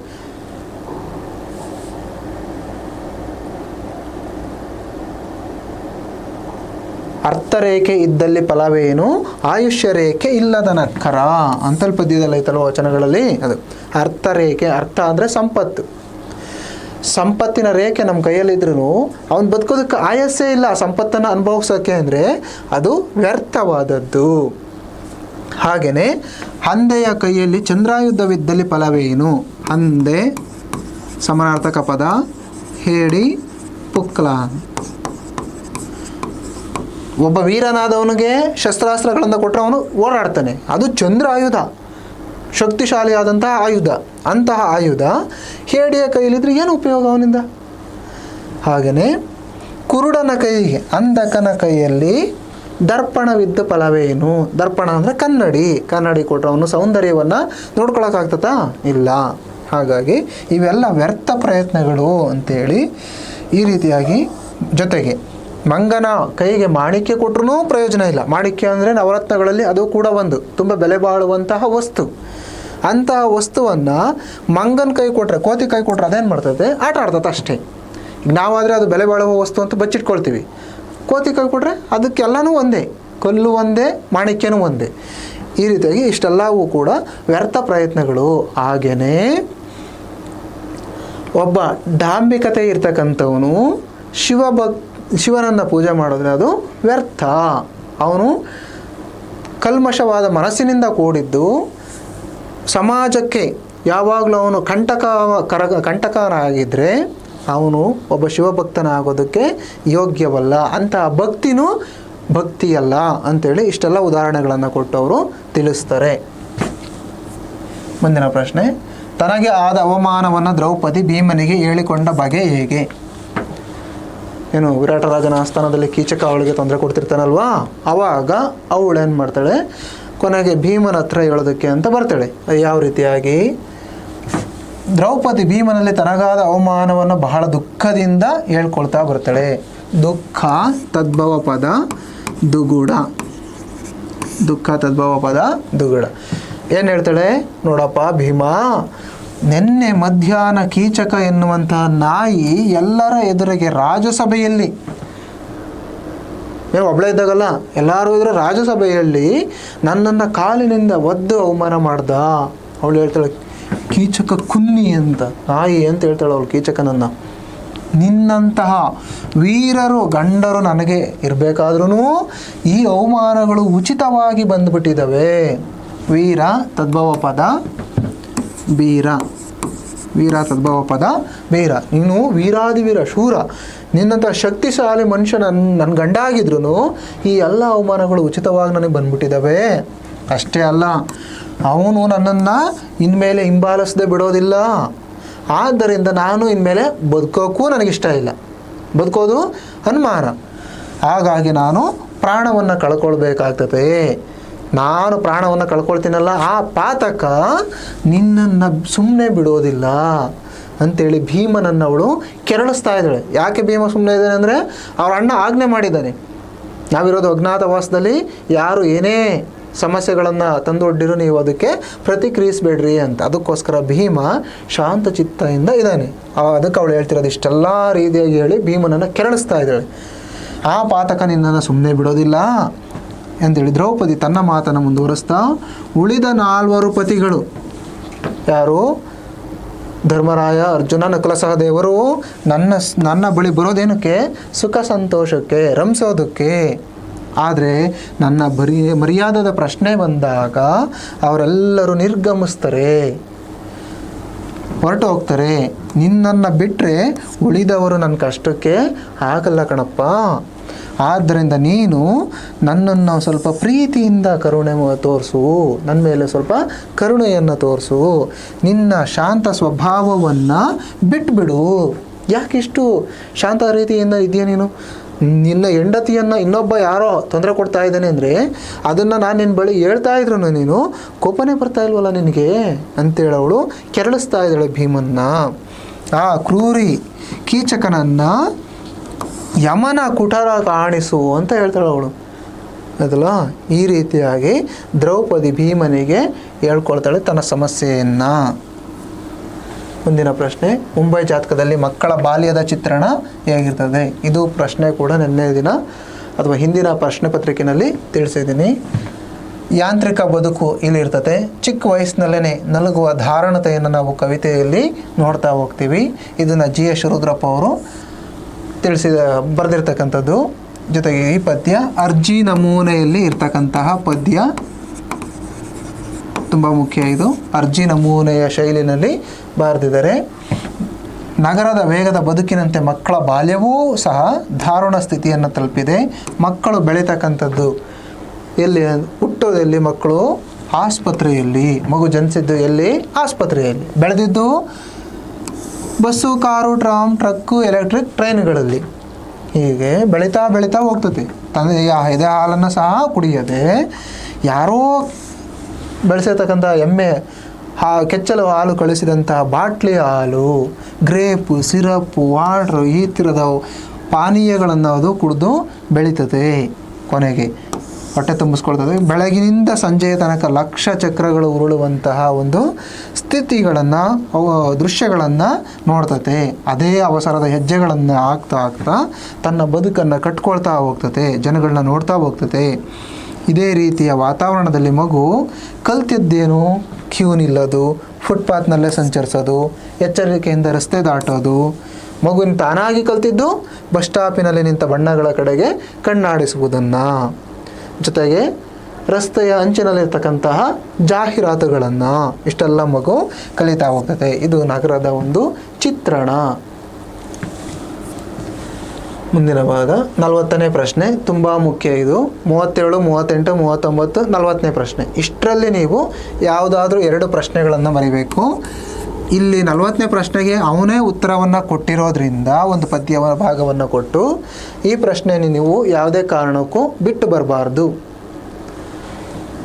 ಕರುಣಿಸು ಒಡೆಯನಾಗಿ ದಶಕಂದರ ದುರದೊಳ್ ರಘುತನೂಜನಾಯ್ಹ್ವ ಪ್ರಾಣಂ ಬರೆಗಂ ಬಾರದಿರು ಎನುತಂ ಧರಿತ್ರಿಯೊಳ್ ಮೈಯನೊಕ್ಕು ಮೂರ್ಛೆಗೆ ಸಂದಳ್. ಯಾರು? ಸೀತೆ. ಇಲ್ಲಿ ಪ್ರಶ್ನೆ, ದಶಕಂದರ ಎಂದರೆ ಯಾರು? ದಶಕಂದರ ಎಂದರೆ ರಾವಣ ಅಂತ ವಾಕ್ಯ ಪೂರ್ಣದಲ್ಲಿ ಬರೀಬೇಕು. ದಶಕಂದರ ಅಂದರೆ ರಾವಣ. ಸೀತೆಯು ರಾವಣನನ್ನು ಏನೆಂದು ಬೇಡಿಕೊಂಡಳು? ಏನಂತ? ನೋಡಪ್ಪ ದಶಕಂದರ, ನಿನಗೆ ನನ್ನ ಮೇಲೆ ಕರುಣೆಯ ಮನೋಭಾವನೆಗಳು ಏನಾದರೂ ಇದ್ದರೆ ರಣಭೂಮಿಯಲ್ಲಿ, ದುರ ಅಂತ ಹೇಳ್ತಾಳೆ ಅವಳು. ದುರ ಅಂದರೆ ಯುದ್ಧ ಭೂಮಿ. ದುರದೊಳ್, ಒಳ್ ಸಪ್ತಮಿ ವಿಭಕ್ತಿ ಪ್ರತ್ಯಯ. ರಣಭೂಮಿಯಲ್ಲಿ ರಾಮ ಲಕ್ಷ್ಮಣರ ಆಯಸ್ಸು ಪ್ರಾಣ ಇರುವವರೆಗೆ ನನ್ನ ಬಳಿ ಬರುವ ಪ್ರಯತ್ನವನ್ನು ನೀನು ಮಾಡಲೇಬೇಡ ಎಂದು ಬೇಡಿಕೊಂಡಳು. 1 ಅಂಕ. ಸೀತೆ ಏಕೆ ಮೂರ್ಛೆಗೊಂಡು ಹೋದಳು? ಮುಂದಿನ ಪ್ರಶ್ನೆ, ಯಾಕೆ ಮೂರ್ಛೆ ಹೋದಳು ಅಂದರೆ ಅವನು ಬಂದು ಹೇಳ್ತಾನೆ, ನೋಡಮ್ಮ ಸೀತಾದೇವಿ, ಇನ್ನು ನನಗೆ ಬಹುರೂಪಿಣಿ ವಿದ್ಯೆ ಒಲಿದಿದೆ. ಹಾಗಾಗಿ ನನಗೆ ಅಸಾಧ್ಯವಾದದ್ದು ಮರುಮಕ್ಕಮಿಲ್ಲ. ನನಗೆ ಅಸಾಧ್ಯವಾದದ್ದು ಬೇರೆ ಯಾವುದೂ ಇಲ್ಲ. ಹಾಗಾಗಿ ನೀನು ನಿನ್ನ ನೆಚ್ಚಿನ ರಾಮನ ದೆಸೆಯನ್ನು ಬಿಟ್ಟು ನನ್ನ ಸಾಮ್ರಾಜ್ಯ ಸುಖವನ್ನು ಅನುಭವಿಸೇನೆ ಅಂತ ಹೇಳ್ತಾನಲ್ವಾ. ಅದಕ್ಕೋಸ್ಕರ ಅವಳು ಮೂರ್ಛೆಗೆ ಹೋಗ್ತಾಳೆ. ಇದರ ಹಿಂದಿನ ಪದ್ಯ ಭಾಗದಲ್ಲಿರ್ತಕ್ಕಂಥ ವಿಚಾರವನ್ನು ಬರೀಬೇಕು. ಇಷ್ಟು ಬರೆದ್ರೆ 4 ಅಂಕಗಳು ನಿಮಗೆ ಸಿಗ್ತದೆ. ಈ ಪ್ರಶ್ನೆಯನ್ನು ನೀವು ಯಾವುದೇ ಕಾರಣಕ್ಕೂ ಬಿಟ್ಟು ಬರಬೇಡ್ರಿ, ಆಪ್ಷನ್ನಾಗೆ ಬರೆದು ಬರ್ರಿ. ಮುಂದಿನ ಪ್ರಶ್ನೆ, 5-6 ವಾಕ್ಯಗಳಲ್ಲಿ ಉತ್ತರಿಸಿ. ಗದ್ಯ ಭಾಗದಿಂದ 1 ಬರೀಬೇಕು ನೀವು. ವಾಲ್ಪರೆಗೆ ಬಂದ ಮಾರ್ಷ್ ಅಲ್ಲಿ ಹೇಗೆ ನೆಲೆಯೂರಿದ? ಯಾರವನು? Carver Marsh. ಎಲ್ಲಿಗೆ ಬರ್ತಾನೆ? ವಾಲ್ಪರೆಗೆ. ಯಾವಾಗ? 1890ರಲ್ಲಿ. ಕಾರ್ವೆರ್ ಮಾರ್ಷ್ ಎಂಬ ಬ್ರಿಟಿಷಿಗ ಕುದುರೆಯನ್ನು ಏರಿ ಯಾವುದರ ಮೇಲೆ ಬರ್ತಾನೆ ಅವನು? ಕುದುರೆಯ ಮೇಲೆ ಬರ್ತಾನೆ. ಕೊಯಮತ್ತೂರಿನಿಂದ ದಕ್ಷಿಣಕ್ಕೆ 100 ಕಿಲೋಮೀಟರ್ ದೂರದಲ್ಲಿರ್ತಕ್ಕಂತಹ ವಾಲ್ಪರೆಗೆ ಬರ್ತಾನೆ. ಅಲ್ಲಿ ವಾತಾವರಣ ಹೆಂಗಿರ್ತದೆ ಅಂದರೆ ಜೀರುಂಡೆಗಳ ಗದ್ದರದಲ್ಲಿ ತನ್ಮಯವಾಗಿದ್ದಂಥ ಕಗ್ಗತ್ತಲು ಅರಣ್ಯವನ್ನು ಪ್ರವೇಶ ಮಾಡ್ತಾನೆ. ಕಗ್ಗತ್ತಲ ಖಂಡ ಯಾವುದು ಅಂದರೆ, ಕಗ್ಗತ್ತಲ ನಾಡು ಅಂತ ಯಾವುದನ್ನ ಕರಿತೀವಿ ಅಂದರೆ ವಾಲ್ಪರೆ. ಆ ವಾಲ್ಪರೆಯನ್ನು ಪ್ರವೇಶ ಮಾಡ್ತಾನೆ. ಕಾಡಿನ ಅನ್ವೇಷಣೆಗೆ ಅವನು ತೊಡಗ್ತಾನೆ. ಯಾಕೆಂದರೆ ಬ್ರಿಟಿಷರ ಒಂದು ಮುಖ್ಯ ಗುಣ ಯಾವುದು ಅಂದರೆ ಹೊಸದಾಗಿ ಅನ್ವೇಷಣೆ ಮಾಡ್ತಕ್ಕಂಥದ್ದು, ಸಂಶೋಧನೆ ಮಾಡ್ತಕ್ಕಂಥದ್ದು. ಬಂದಂಥ ಮಾರ್ಷ್ಗೆ ತಾನೊಂದು ಚಕ್ರವ್ಯೂಹದಲ್ಲಿ ಸಿಕ್ಕಿಬಿದ್ದಿರುವುದು ಅವನಿಗೆ ನಿಜವಾಗ್ಲೂ ತಿಳಿದಿದ್ದು ನಿಧಾನಕ್ಕೆ ನಾನು ಅಂದರೆ ಭೇದಿಸೋದಕ್ಕೆ ಆಗಲ್ಲ ಈ ಅರಣ್ಯವನ್ನು. ಅಷ್ಟರ ಮಟ್ಟಿಗೆ ದಟ್ಟವಾದ ಅರಣ್ಯದಿಂದ ಆ ವಾಲ್ಪರೆ ಅನ್ನೋದು ಕೂಡಿತ್ತು ಅಂತ ಅರ್ಥ ಆಗಿ. ಹೆಜ್ಜೆ ಹೆಜ್ಜೆಗೂ ಕೂಡ ಹೆಜ್ಜೆ ಹೆಜ್ಜೆ ದ್ವಿರುಕ್ತಿ ಪದ. ಸರಪಳಿಯಂತೆ ಮರದಿಂದ ಮರಕ್ಕೆ ತೂಗು ಬಿದ್ದಿದ್ದ 100 ಬಳ್ಳಿಗಳು, ಒಂದು ಮರದಿಂದ ಇನ್ನೊಂದು ಮರಕ್ಕೆ ಬಳ್ಳಿಗಳು ಅಂಟ್ಕೊಂಡು ಬೆಳೆದಿದ್ವು. ಅದನ್ನು ಬಿಡಿಸ್ಕೊಂಡು ಅವನು ಮುಂದಕ್ಕೆ ಹೋಗೋದು ಸವಾಲಾಗ್ತಾ ಬಂತು. ಎದುರಾದ ಸವಾಲುಗಳಿಗೆ ಅವನು ಕುಗ್ಲಿಲ್ಲ. ಯಾಕೆ ಅಂದರೆ ಅವನಿಗೇನು ವಾಲ್ಪರೆನಲ್ಲಿ ಏನು CC ರೋಡ್ ಹಾಕ್ಸಿರ್ತಾರೆ, ಅವನು ಕಾರ್ವೆರ್ ಮಾರ್ಷ್ ಬಂದ್ಬಿಡ್ತಾನೆ ಅಂತ. ಅಂಥ ದಟ್ಟವಾದ ಅರಣ್ಯದಲ್ಲಿ ಆ ಗಿಡ ಮರಗಳನ್ನ ಬಿಡಿಸ್ಕೊಂಡು ಹೋಗ್ಬೇಕಾದ್ರೆ ಅವನಿಗೆ ಕಷ್ಟ ಆಗಿರ್ತದೆ. ಮುಂದುವರೆದು ಆತನಿಗೆ 100 ಜನರು ಓಡಾಡಿ ಸವೆಸಿದಂತಿದ್ದ ಕಿರುಹಾದಿಯೊಂದು ಕಂಡು ಬರ್ತದೆ. ಕಿರುಹಾದಿ ಗುಣವಾಚಕ ಪದ ಕಿರುಹಾದಿಯೊಂದು ಕಂಡು ಬರ್ತದೆ. ಅದೇ ಜಾಡನ್ನು ಹಿಡ್ಕೊಂಡು ಅವನು ಮುಂದಕ್ಕೆ ಸಾಗ್ತಾ ಹೋಗ್ತಾನೆ. ಅಲ್ಲಿ ಒಂದು 4-5 ಪುಟ್ಟ ಗುಡಿಸಲುಗಳಿದ್ದಂಥ ಒಂದು ಹಾಡಿ ಪ್ರತ್ಯಕ್ಷವಾಗ್ತದೆ ಆಯ್ತಲ್ಲ. ಆ ಗುಡಿಸಿನಲ್ಲಿ 10 ಆದಿವಾಸಿಗಳು ಇರ್ತಾರೆ. ಇವನು ಹೋದ ತಕ್ಷಣ ಆ ಕುದುರೆಯ ಕುರಪಟದ ಸದ್ದಿಗೆ ಅವರೆಲ್ಲ ಭಯಗೊಂಡು ಎದುರಿ ಮಕ್ಕಳ ಮರಿಯನ್ನೆಲ್ಲ ಕರ್ಕೊಂಡು ದಟ್ಟವಾದ ಅಡವಿಯಲ್ಲಿ ಮಿಂಚಿನಂತೆ ಮಾಯವಾಗ್ತಾರೆ. ಮಿಂಚು ಅಂದರೆ ಕ್ಷಣಾರ್ಧದಲ್ಲಿ ಅಷ್ಟು ವೇಗವಾಗಿ ಅವರು ಇವನಿಂದ ನಮಗೇನೋ ತೊಂದರೆ ಆಗಬಹುದು ಅಂತೇಳಿ ಮಾಯವಾಗ್ತಾರೆ. ಯಾಕಂದರೆ ಕುದುರೆಯನ್ನು ಅವರು ಆವರೆಗೂ ನೋಡಿರ್ತಕ್ಕಂಥ ಪ್ರಾಣಿ. ಕುದುರೆ ಸಾಕು ಪ್ರಾಣಿ, ಕಾಡಿನ ಪ್ರಾಣಿ ಅಲ್ಲ. ಕಾಡಿನಲ್ಲಿ ಹುಲಿ, ಸಿಂಹ, ಕರಡಿ ಅವೆಲ್ಲ ಇರ್ತವೆ, ಅವನಾದರೂ ನೋಡಿರ್ತಿದ್ರು. ಕುದುರೆ ಅವರು ನೋಡಿರಲಿಲ್ಲ. ಅದಕ್ಕೋಸ್ಕರ ಅದು ಹೊಸ ಪ್ರಾಣಿ ಆಗಿದ್ದರಿಂದ ಆ ಕುದುರೆಯ ಕುರಪುಟದ ಏನು ಕಾಲಿನ ಹೆಜ್ಜೆಯ ಶಬ್ದ ಇರ್ತೈತಲ್ಲ, ಆ ಶಬ್ದ ಅವ್ರಿಗೆ ಹೊಸದಾಗಿ ಕೇಳ್ತಾ ಇರ್ತೈತೆ. ಅದನ್ನೆಲ್ಲ ನೋಡ್ಬಿಟ್ಟು ಇವನಿಂದ ನಮಗೇನೋ ತೊಂದರೆ ಆಗ್ತೈತೆ ಅಂದ್ಬಿಟ್ಟು ಮಕ್ಕಳು ಮರಿನೆಲ್ಲ ಕರ್ಕೊಂಡು ದಟ್ಟವಾದ ಅರಳಿವಿಯಲ್ಲಿ ಮಾಯವಾಗ್ತಾರೆ ಮಿಂಚಿನ ವೇಗದಂತೆ. ಅಡವಿ ತದ್ಭವ ಪದ ಅಟವಿ. ಅಟವಿ ತದ್ಭವ ಪದ ಅಡವಿ, ತತ್ಸಮ ಪದ ಅಟವಿ. ಒಂದು ಗುಡಿಸಿನಲ್ಲಿಂದ ಸದ್ದು ಅಲ್ಲಿಗೆ ಒಂದು ಗುಡಿಸಿನಲ್ಲಿ ಏನೋ ಸದ್ದು ಬಂದಂಗೆ ಆಯ್ತು, ಶಬ್ದ ಬಂದಂಗೆ. ಆ ಕಡೆ ನೋಡ್ತಾನೆ, ಒಬ್ಬ ವ್ಯಕ್ತಿ ಕೊಟ್ಟು ಮಸ್ತಾಗಿ ಬರ್ತಾನೆ. ಅವನು ಆದಿವಾಸಿ. ಮಾರ್ಷ್ಗೆ ಚತುರ್ಥಿ ವಿಭಕ್ತಿ ಪ್ರತ್ಯಯ. ಆ ಆದಿವಾಸಿ ಹೆಸರು ಪೂಣಚ್ಚಿ. ಇದು ಬಹು ಆಯ್ಕೆ ಪ್ರಶ್ನೆಗೆ ಮುಖ್ಯವಾದದ್ದು. ಕಾರ್ವೆರ್ ಮಾರ್ಷ್ಗೆ ಪರಿಚಯವಾದ ಆದಿವಾಸಿ ಯಾರು ಅಂದರೆ ಪೂಣಚ್ಚಿ. ಅವನನ್ನು ಪರಿಚಯ ಮಾಡ್ಕೊಳ್ತಾನೆ. ಹೆಂಗೆ ಪರಿಚಯ ಮಾಡ್ಕೊಳ್ತಾನೆ ಹಂಗಾದ್ರೆ ಅವನು? ಇವನ ಭಾಷೆ ಅವನಿಗೆ ಬರಲ್ಲ, ಅವನ ಭಾಷೆ ಇವನಿಗೆ ಗೊತ್ತಿಲ್ಲ. ಅದಕ್ಕೆ ಅವನೇನು ಮಾಡ್ತಾನೆ, ಬುದ್ಧಿವಂತನಾದ ಕಾರ್ವೆರ್ ಮಾರ್ಷು ಸಂಜ್ಞೆಯನ್ನು ಬಳಸ್ತಾ ಹೋಗ್ತಾನೆ. ಸಂಜ್ಞಾ ಭಾಷೆಯನ್ನು ಬಳಸಿ ಅವನನ್ನು ಪರಿಚಯ ಮಾಡ್ಕೊಳ್ತಾ ಹೋಗ್ತಾನೆ. ಈಗ ನಾವು ನೀರು ಕುಡಿಬೇಕು ಅಂತ ಕೇಳ್ತೀವಿ, ನೀರು ಅಂತ ತೋರಿಸಿದ್ರೆ ಅರ್ಥ ಆಗ್ತದೆ. ಹಂಗೆ ಅವನು ಅಷ್ಟೇ ಸಂಜ್ಞೆಯ ಭಾಷೆಯ ಮೂಲಕ ಅವನ ಸ್ನೇಹವನ್ನು ಸಂಪಾದನೆ ಮಾಡಿ ಆ ಇಡೀ ಅರಣ್ಯವನ್ನೆಲ್ಲ ಕಾರ್ವೆರ್ ಮಾರ್ಷು ಅನ್ವೇಷಣೆ ಮಾಡ್ತಾ ಬರ್ತಾನೆ. ಪ್ರಕೃತಿಯನ್ನು ಆನಂದ ಪಡ್ತಾ ಬರ್ತಾನೆ, ಆಸ್ವಾದನೆ ಮಾಡ್ತಾನೆ. ತಾನು ಇಲ್ಲಿಯೇ ಇನ್ಮೇಲೆ ಇರಲೇಬೇಕು ಅಂತೇಳಿ ಅವನು ಒಂದು ತೀರ್ಮಾನಕ್ಕೂ ಬರ್ತಾನೆ. ಪೂರ್ಣಚ್ಚಿಯ ಸಹಾಯದಿಂದ ಜೊತೆಗೆ ಸ್ಥಳೀಯರ ವಿಶ್ವಾಸವನ್ನು ಸಂಪಾದನೆ ಮಾಡಿ ಇಡೀ ಪ್ರದೇಶದ ನಕ್ಷೆಯನ್ನು ಅವನು ತಯಾರು ಮಾಡ್ತಾನೆ. ನಕ್ಷೆ ತದ್ಭವ ಪದ ನಕಾಶೆ. ನಕ್ಷೆ ತದ್ಭವ ಪದ ನಕಾಶೆ ತಯಾರು ಮಾಡಿ ಜೊತೆಗೆ ಆಗಷ್ಟೇ ಪ್ರವೇಶ ಮಾಡಿದ್ದಂತಹ ಚಹಾ ಗಿಡಗಳನ್ನು ಅಲ್ಲಿ ಅವನು ತಂದು ಬೆಳೆಸ್ತಾನೆ. ಚಹಾ ಗಿಡಗಳನ್ನು ಪಳಗಿಸ್ತಾ ತೋಟವನ್ನು ವಿಸ್ತರಣೆ ಮಾಡ್ತಾ ಹೋಗ್ತಾನೆ. ಸಮೃದ್ಧವಾಗಿ ಬೆಳೆದ ತೋಟವನ್ನು ಆನಂದ ಪಡ್ತಾನೆ. ಕೊನೆಗೆ 1934ರಲ್ಲಿ ಅಲ್ಲೇ ಅಸುನೀಗ್ತಾನೆ, ಪ್ರಾಣವನ್ನು ಬಿಡ್ತಾನೆ. ಈ ರೀತಿಯಾಗಿ ಕಾರ್ವೇರ್ ಮಾರ್ಷು ವಾಲ್ಪಾರೈನಲ್ಲಿ ಬಂದು ನೆಲೆಸಿದಂತಹ ಬಗೆ. ಮುಂದಿನ ಪ್ರಶ್ನೆ, ಮುಸುರೆ ಪಾತ್ರೆಗಳು ನೀರು ಪಾಲಾದದ್ದು ಹೇಗೆ? ಅವುಗಳನ್ನು ಮೇಲೆತ್ತಲು ಮಾಡಿದಂತಹ ಪ್ರಯತ್ನಗಳು ಯಾವ್ಯಾವು? ದಣಿಗಳ ಬೆಳ್ಳಿ ಲೋಟ. ಕುದುಪ, ಚಿನ್ನಮ್ಮ ಮತ್ತು ಗುಡ್ಡ 3 ಜನ ದಣಿಗಳಾದ ವೆಂಕಪ್ಪಯ್ಯನವರ ಮನೆಯಲ್ಲಿ ಕೆಲಸ ಮಾಡಿಕೊಂಡು ಇರ್ತಾರೆ. ಆ ಸಂದರ್ಭದಲ್ಲಿ ಗುಡ್ಡ ಚಿಕ್ಕ ಮಗು ಆಗಿರ್ತಾನೆ. ಅವನು ಅವ್ರ ಅಮ್ಮಗೆ ಪಾತ್ರೆ ತೊಳ್ಕೊಡೋದು, ಸಣ್ಣ ಪುಟ್ಟ ಕೆಲಸ ಮಾಡಿಕೊಡೋದು, ಸಹಾಯವನ್ನು ಮಾಡ್ತಾ ಇರ್ತಾನೆ. ಅಲ್ಲಿ ಹರಿತಿದ್ದಂಥ ಒಂದು ನದಿ ಶಾಂಭವಿ ಹೊಳೆ ಅಂತ. ಆ ಕುದುಪ ಚಿನ್ನಮ್ಮರ ಮಗ ಗುಡ್ಡ ಶಾಂಭವಿ ಹೊಳೆಯ ಅಂಚಿನಲ್ಲಿ, ಇದು ಮುಖ್ಯವಾದ ಪ್ರಶ್ನೆ, ಬಹು ಆಯ್ಕೆ ಪ್ರಶ್ನೆಗೆ, ದಣಿಗಳ ವೆಂಕಪ್ಪಯ್ಯನವರ ಹರಿತಾ ಇದ್ದಂಥ ನದಿ ಯಾವುದು ಅಂದರೆ ಶಾಂಭವಿ. ಅಂಚಿನಲ್ಲಿ ದಣಿಗಳ ಮನೆಯ ಮುಸುರೆ ಪಾತ್ರೆಯನ್ನು ತಿಕ್ತಾ ಇರ್ತಾನೆ. ಆತನಿಗೆ ಹೊಳೆಯ ಅಂಚು ತುಳುವ ಅರಸಿನಂತೆ ಮೆತ್ತಗಾಗಿರೋದು ಗೊತ್ತಾಗಲ್ಲ. ಪಾಪ ಮಗು ಅಲ್ಲ. ಈಗ ಯಾವಾಗಲೂ ಮಳೆ ಬಂದಿರ್ತತೆ ಅಂದಾಗ ಮಣ್ಣು ಕುಸಿತ ಆಗ್ತದೆ. ಅದು ನದಿಯ ದಡ ಕುಸಿತನೇ ಇರ್ತೈತೆ. ಆದರೆ ಆ ಮಗು ಪಾಪ ಗೊತ್ತಿಲ್ಲ. ಅದಕ್ಕೆ ಅವನೇನು ಮಾಡ್ತಾನೆ, ರಭಸವಾಗಿ ಇರ್ತಿರ್ತದೆ. ಗುಡ್ಡ ಹಿಂದಿನ ದಿನ ರಾತ್ರಿ ಹರಿಕಥೆಯ ಪ್ರಸಂಗವನ್ನು ನೆನಪಿಸ್ಕೊಳ್ತಾ, ಅವನು ರಾತ್ರಿ ಹರಿಕಥೆಯನ್ನು ಕೇಳಿರ್ತಾನಲ್ಲ, ಅದನ್ನೆಲ್ಲ ನೆನಪು ಮಾಡ್ಕೊಳ್ತಾ ಪಾತ್ರೆ ತೊಳಿತಾ ಇರ್ತಾನೆ. ಪಾತ್ರೆ ತೊಳಿತಿರ್ಬೇಕಾದ್ರೆ ಅವ್ನು ಕೂತ್ಕೊಂಡಿರ್ತಕ್ಕಂಥ ಕಾಲಡಿ ಇದ್ದಂಥ ಮಣ್ಣು ಕುಸಿತತೆ. ಪಾತ್ರೆಗಳ ಸಮೇತ ನೀರಿಗೆ ಬಿದ್ದೋಗ್ತಾನೆ. ಅವನು ನೀರಿಗೆ ಬಿದ್ದೋಗ್ತಾನೆ. ಕಾಲಡಿ, ಅಡಿ ನಾನಾರ್ಥಕ ಪದ, ಕೆಳಗೆ ಪಾದ ನಾನಾರ್ಥಕ ಪದ. ಅವನ ಕಾಲಡಿ ತಕ್ಕಂಥ ಮಣ್ಣು ಕುಸಿದು ಪಾತ್ರೆಗಳು ನೀರು ಪಾಲಾಗಿ ಅವನು ನೀರಿಗೆ ಬೀಳ್ತಾನೆ. ಸದ್ಯ ಅವನಿಗೇನೋ ಈಜು ಬರ್ತಿತ್ತು, ಬಚಾವಾದ. 2 ಕಂಚಿನ ಪಾತ್ರೆಗಳು ಕೊಳಗ, 2 ಹಿತ್ತಾಳೆ ಗಿಂಡೆ, 10 ಹಿತ್ತಾಳೆ ಲೋಟ, 2 ಚೊಂಬುಗಳು, 6 ಮರದ ಸೌಟು, 2 ಹಿತ್ತಾಳೆ ಸೌಟು, 10 ಕಂಚಿನ ಬಟ್ಲು, 8 ಹಿತ್ತಾಳೆ ತಟ್ಟೆ, 1 ಬಾಣಲೆ. ಇಷ್ಟೆಲ್ಲ ಪಾತ್ರೆಗಳು ನೀರು ಪಾಲಾಗೋದು. ಇದ್ರ ಜೊತೆಗೆ 1 ಬೆಳ್ಳಿ ಲೋಟ. ಇಷ್ಟು ಪಾತ್ರೆಗಳು ಏನಾದರೂ ನೀರು ಪಾಲಾಗ್ತಾ ಹೋಗ್ದು. ಆಗ ಈ ವಿಚಾರವನ್ನು ಅವನೇನು ಮಾಡ್ತಾನೆ, ಅವ್ರ ಅಪ್ಪನ ಹತ್ರ ಹೇಳೋಕೆ ಹೋಗ್ತಾನೆ. ಚಿಕ್ಕ ಮಗು ಅಲ್ಲ ಪಾಪ, ಎಲ್ಲವನ್ನು ಅವನು ಎತ್ತಿಡೋಕ್ಕಾಗಲ್ಲ. ಅದಕ್ಕೆ ದಣಿಗಳ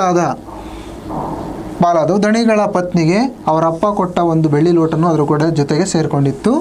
ಗುಡ್ಡ ಚಿಕ್ಕವನಾಗಿದ್ರೂ ಕೂಡ ಚೆನ್ನಾಗಿ ಈಜು ಬರ್ತಾ ಇತ್ತು. ಈಜನ್ನು ಚೆನ್ನಾಗಿ ಆಡ್ತಿದ್ದ. ಆತನ ಈಜಿಗೆ ಮೀನುಗಳೇ ನಾಚಿಕೊಳ್ಬೇಕಾಗಿತ್ತು, ಅಷ್ಟು ಚೆನ್ನಾಗಿ ಅವನು ಈಜಾಡ್ತಿದ್ದ. ಅದಕ್ಕೋಸ್ಕರ ಈಜಿ ಮೇಲಕ್ಕೆ ಬಂದು ಅವರ ಅಪ್ಪನ ಹತ್ರ ಅಳುತ್ತಾನೆ. ದಣಿಗಳ ತೋಟದಲ್ಲಿ ತೆಂಗಿನ ಬುಡವನ್ನು ಅವನು ಬಿಡಿಸ್ತಾ ಇರ್ತಾನೆ, ಕೆಲಸ ಮಾಡ್ತಿರ್ತಾನೆ. ಯಾರು?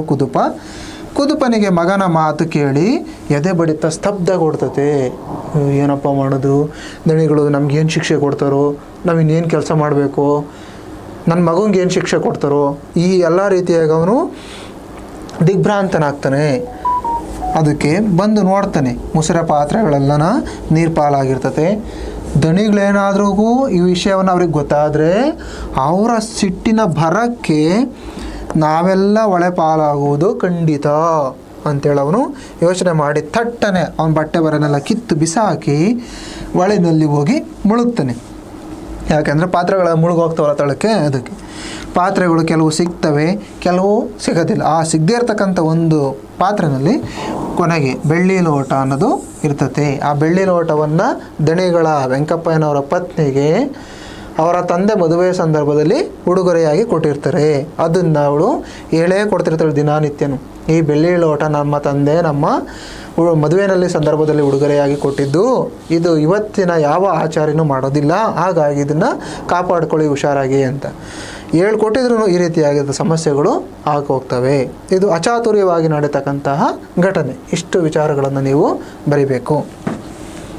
ಕೊನೆಗೆ ಅವರು ಆ ಬೆಳ್ಳಿ ಲೋಟ ಸಿಗದೇ ಇರೋಕ್ಕೆ 3 ಬೇಸಿಗೆಗಳ ಕಾಲ ಚಿನ್ನಮ್ಮ ಅವಳ ದುಡಿತಕ್ಕೆ ಪಡೀಲದಂತೆ ಕೆಲಸ ಮಾಡಬೇಕಾದಂಥ ಶಿಕ್ಷೆಯನ್ನು ದಣಿಗಳಾದ ವೆಂಕಪ್ಪಯ್ಯ ಕೊಡ್ತಾನೆ.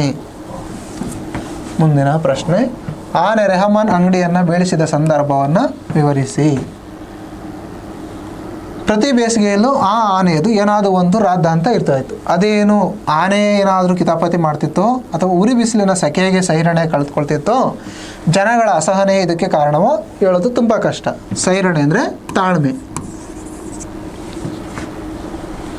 ಆನೆ ಒಮ್ಮೆ ರೆಹಮಾನ್ ಸಾಬೆಯ ಪೆಟ್ಟಿಗೆ ಅಂಗಡಿಯನ್ನು ದೂಡಿ ಬೀಳಿಸಿದೆ ಅಂತೇಳಿ ಗಲಾಟೆ ಆಗ್ತಿತ್ತು. ಜನರ ಗುಂಪು ನೋಡಿ ಸ್ಕೂಟರ್ ನಿಲ್ಲಿಸಿ ಲೇಖಕರು ಅಲ್ಲಿಗೆ ಹೋಗ್ತಾರೆ. ಗುಂಪಿನ ಪಕ್ಕ ಆನೆ ನಿಂತಿತ್ತು.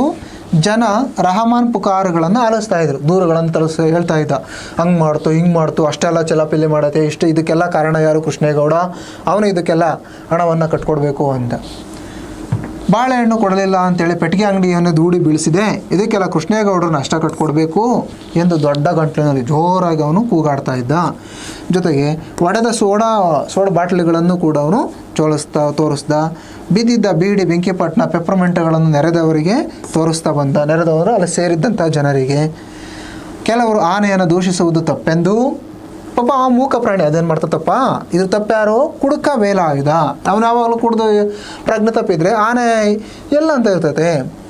ಇದಕ್ಕೆ ಕಾರಣವೆಂದು ಬೈಯುತ್ತಾ ಅವನನ್ನು ಗುಂಪಿನೊಳಗೆ ಹುಡುಕಾಡ್ತಿದ್ರು. ಸ್ವಲ್ಪ ಹೊತ್ತು ಆದಮೇಲೆ ವೇಲಾಯುಧ ಅಲ್ಲಿಗೆ ಬರ್ತಾನೆ. ಆ ಅಪರಾಧಿ ಆ ಮೋರೆ ಹಾಕಿಕೊಂಡು ನಿಂತಿದ್ದ ಆನೆಗೆ ಏನೇನೋ ಮಲಯಾಳಿ ಭಾಷೆಯಲ್ಲಿ ಬೈತಾನೆ. ಆದರೆ ಆ ಆನೆಗೆ ಯಾವುದೂ ಕೂಡ ಅರ್ಥ ಆಗ್ತಿಲ್ಲ. ಸುಮ್ಮನೆ ತನ್ನ ಪಾಡಿಗೆ ತಾನು ನಿಂತಿದೆ, ಕಿವಿ ಬೀಸ್ಕೊಂಡು ಸೊಂಡ್ಲಾಡಿಸ್ಕೊಂಡು. ವೇಲಾಯುಧ ರೆಹಮಾನ್ ಕಡೆ ತಿರುಗಿ, ನೋಡಪ್ಪ ರೆಹಮಾನು, ನೀನು ನನ್ನ ಆನೆ ಬಾಳೆಹಣ್ಣಿಗೋಸ್ಕರ ಇಷ್ಟೆಲ್ಲ ಗಲಾಟೆ ಮಾಡೈತೆ ಅಂತ ಹೇಳ್ತಾ ಇದೆಯಲ್ವಾ? ಆನೆ ಬಾಳೆಹಣ್ಣಿಗಾಗಿ ನಿನ್ನ ಅಂಗಡಿಯನ್ನು ಬೀಳಿಸ್ತು ಅಂತ ಹೇಳ್ತಾ ಇದೆಯಲ್ವಾ? ಇಷ್ಟೆಲ್ಲ ಬಾಳೆಹಣ್ಣುಗಳು ಚೆಲ್ಲಾಪಲ್ಲಿಯಾಗಿ ಬಿದ್ದಿದ್ದಾವೆ, ಒಂದನ್ನಾದರೂ ಆನೆ ಏನಾದರೂ ಮುಟ್ಟಿದೆಯಾ ಎಂದು ಕೂಗ್ತಾನೆ. ನೋಡು, ಅಷ್ಟಕ್ಕೂ ದಿನ ಬಾಳೆಹಣ್ಣು ಕೊಟ್ಟು ಅದಕ್ಕೆ ಅಭ್ಯಾಸ ಮಾಡಿದ್ದು ಯಾರು?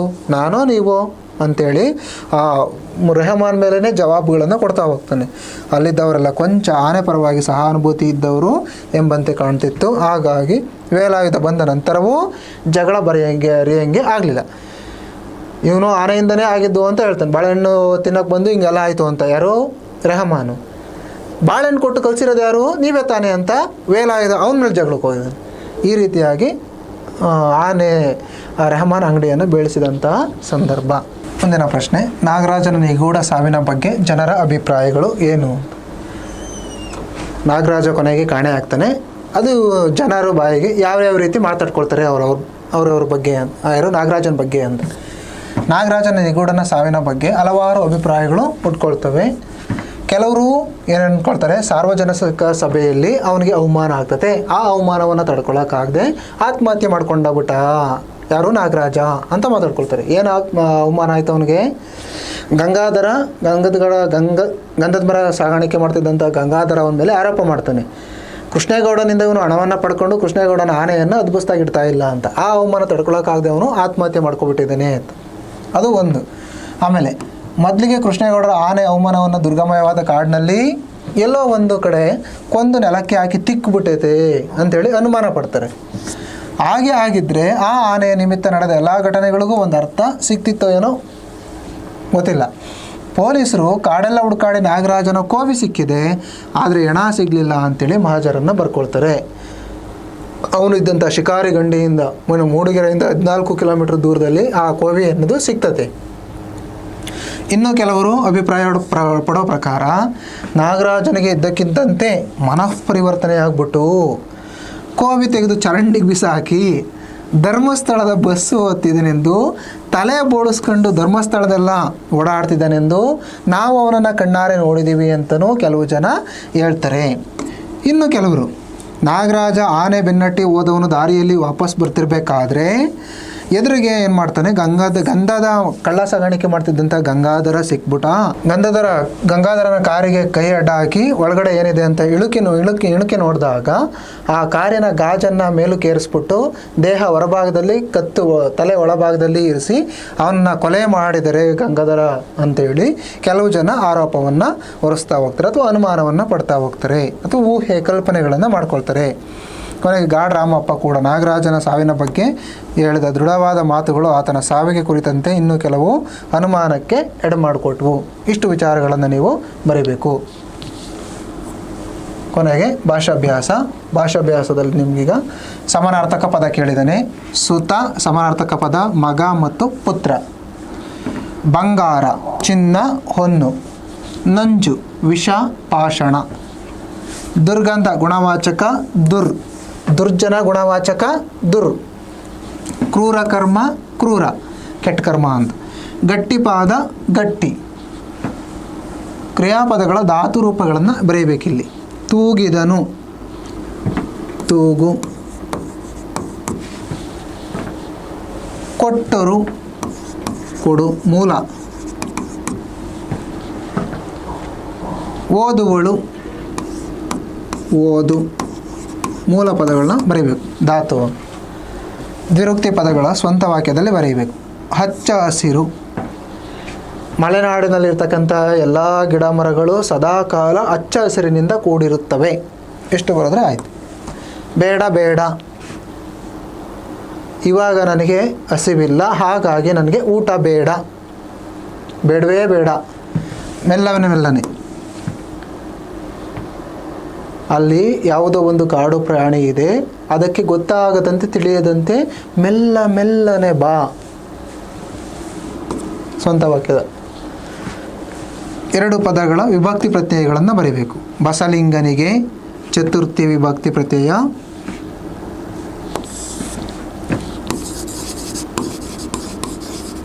ಗೆ ಚತುರ್ಥಿ ವಿಭಕ್ತಿ ಪ್ರತ್ಯಯ.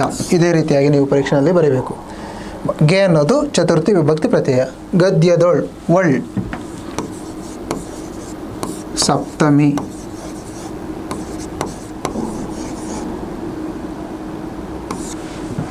ಮಂತ್ರಿಯು ಉ ಪ್ರಥಮ ವಿಭಕ್ತಿ ಪ್ರತ್ಯಯ.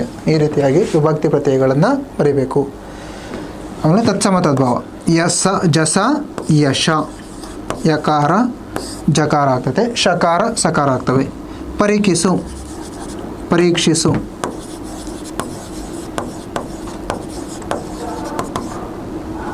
ಸಕ್ಕದ ಸಂಸ್ಕೃತ. ಇಷ್ಟು ನಿಮಗೆ ಭಾಷಾಭ್ಯಾಸದ ಪ್ರಶ್ನೆಗಳು. ಅಣ್ಣ ಮಾಡಿರಿ, ಇದು ನಾಳೆ ಹೋಗುತ್ತಂತೆ. ಇದು ಸ್ಟಾಪ್ ಮಾಡ್ಬಿಡಿ. ಥ್ಯಾಂಕ್ಸ್. ಬಾಯ್. ಸಾಮಾಜಿಕ ಜಾಲತಾಣಗಳು, ಅವುಗಳ ಪರಿಣಾಮಗಳು. ಇದು ಪ್ರಬಂಧವನ್ನು ಕುರಿತು ಬರೆಯಿರಿ ಅಂತ ಕೇಳ್ತಾನೆ. ಸಾಮಾಜಿಕ ಜಾಲತಾಣಗಳು ಎಷ್ಟಿದ್ದಾವೆ? ಇನ್ಸ್ಟಾಗ್ರಾಮ್ ಆಗಿರ್ಬೋದು, ಫೇಸ್ಬುಕ್ ಆಗಿರ್ಬೋದು, ಯೂಟ್ಯೂಬ್ ಆಗಿರ್ಬೋದು, ಇವೆಲ್ಲ ಸಾಮಾಜಿಕ ಜಾಲತಾಣಗಳು. ಅದರ ಒಂದು ಒಳಿತು ಕೆಡುಕುಗಳ ಬಗ್ಗೆ ಬರೀಬೋದು. ಯೋಗಾಭ್ಯಾಸದ ಪ್ರಯೋಜನ. ಆರೋಗ್ಯವೇ ಭಾಗ್ಯ ಅಲ್ವಾ? ಸಾವಿರಾರು ವರ್ಷಗಳ ಹಿಂದೆ, ನೂರಾರು ವರ್ಷಗಳ ಹಿಂದೆ ಋಷಿಮುನಿಗಳು 100 ವರ್ಷ ಬದುಕ್ತಾಯಿದ್ರು. ಯಾಕೆ ಅಂದರೆ ಅವರು ಯೋಗಾಭ್ಯಾಸವನ್ನು ಮಾಡ್ತಾಯಿದ್ರು. ಯೋಗ ಧ್ಯಾನವನ್ನು ಮಾಡ್ತಾಯಿದ್ರು. ಅವರ ಮನಸ್ಸನ್ನು ಪ್ರಶಾಂತವಾಗಿ ಇಟ್ಕೊಳ್ತಾಯಿದ್ರು. ಈ ಥರದ ವಿಚಾರಗಳನ್ನು ನೀವು ಯೋಗಾಭ್ಯಾಸದಲ್ಲಿ ಬರೀಬೇಕು. ಅದಕ್ಕೇ 2017 ಜೂನ್ 21ನೇ ತಾರೀಕು ಯೋಗ ದಿನ ಅಂಥೇಳಿ ಇವಾಗ ಕೇಂದ್ರ ಸರ್ಕಾರದಿಂದ ಆಚರಣೆಯನ್ನು ಇಡೀ ದೇಶದಾದ್ಯಂತ, ಇಡೀ ಪ್ರಪಂಚದಾದ್ಯಂತನೂ ಇವಾಗ ಮಾಡ್ತಾಯಿದ್ದೀವಿ.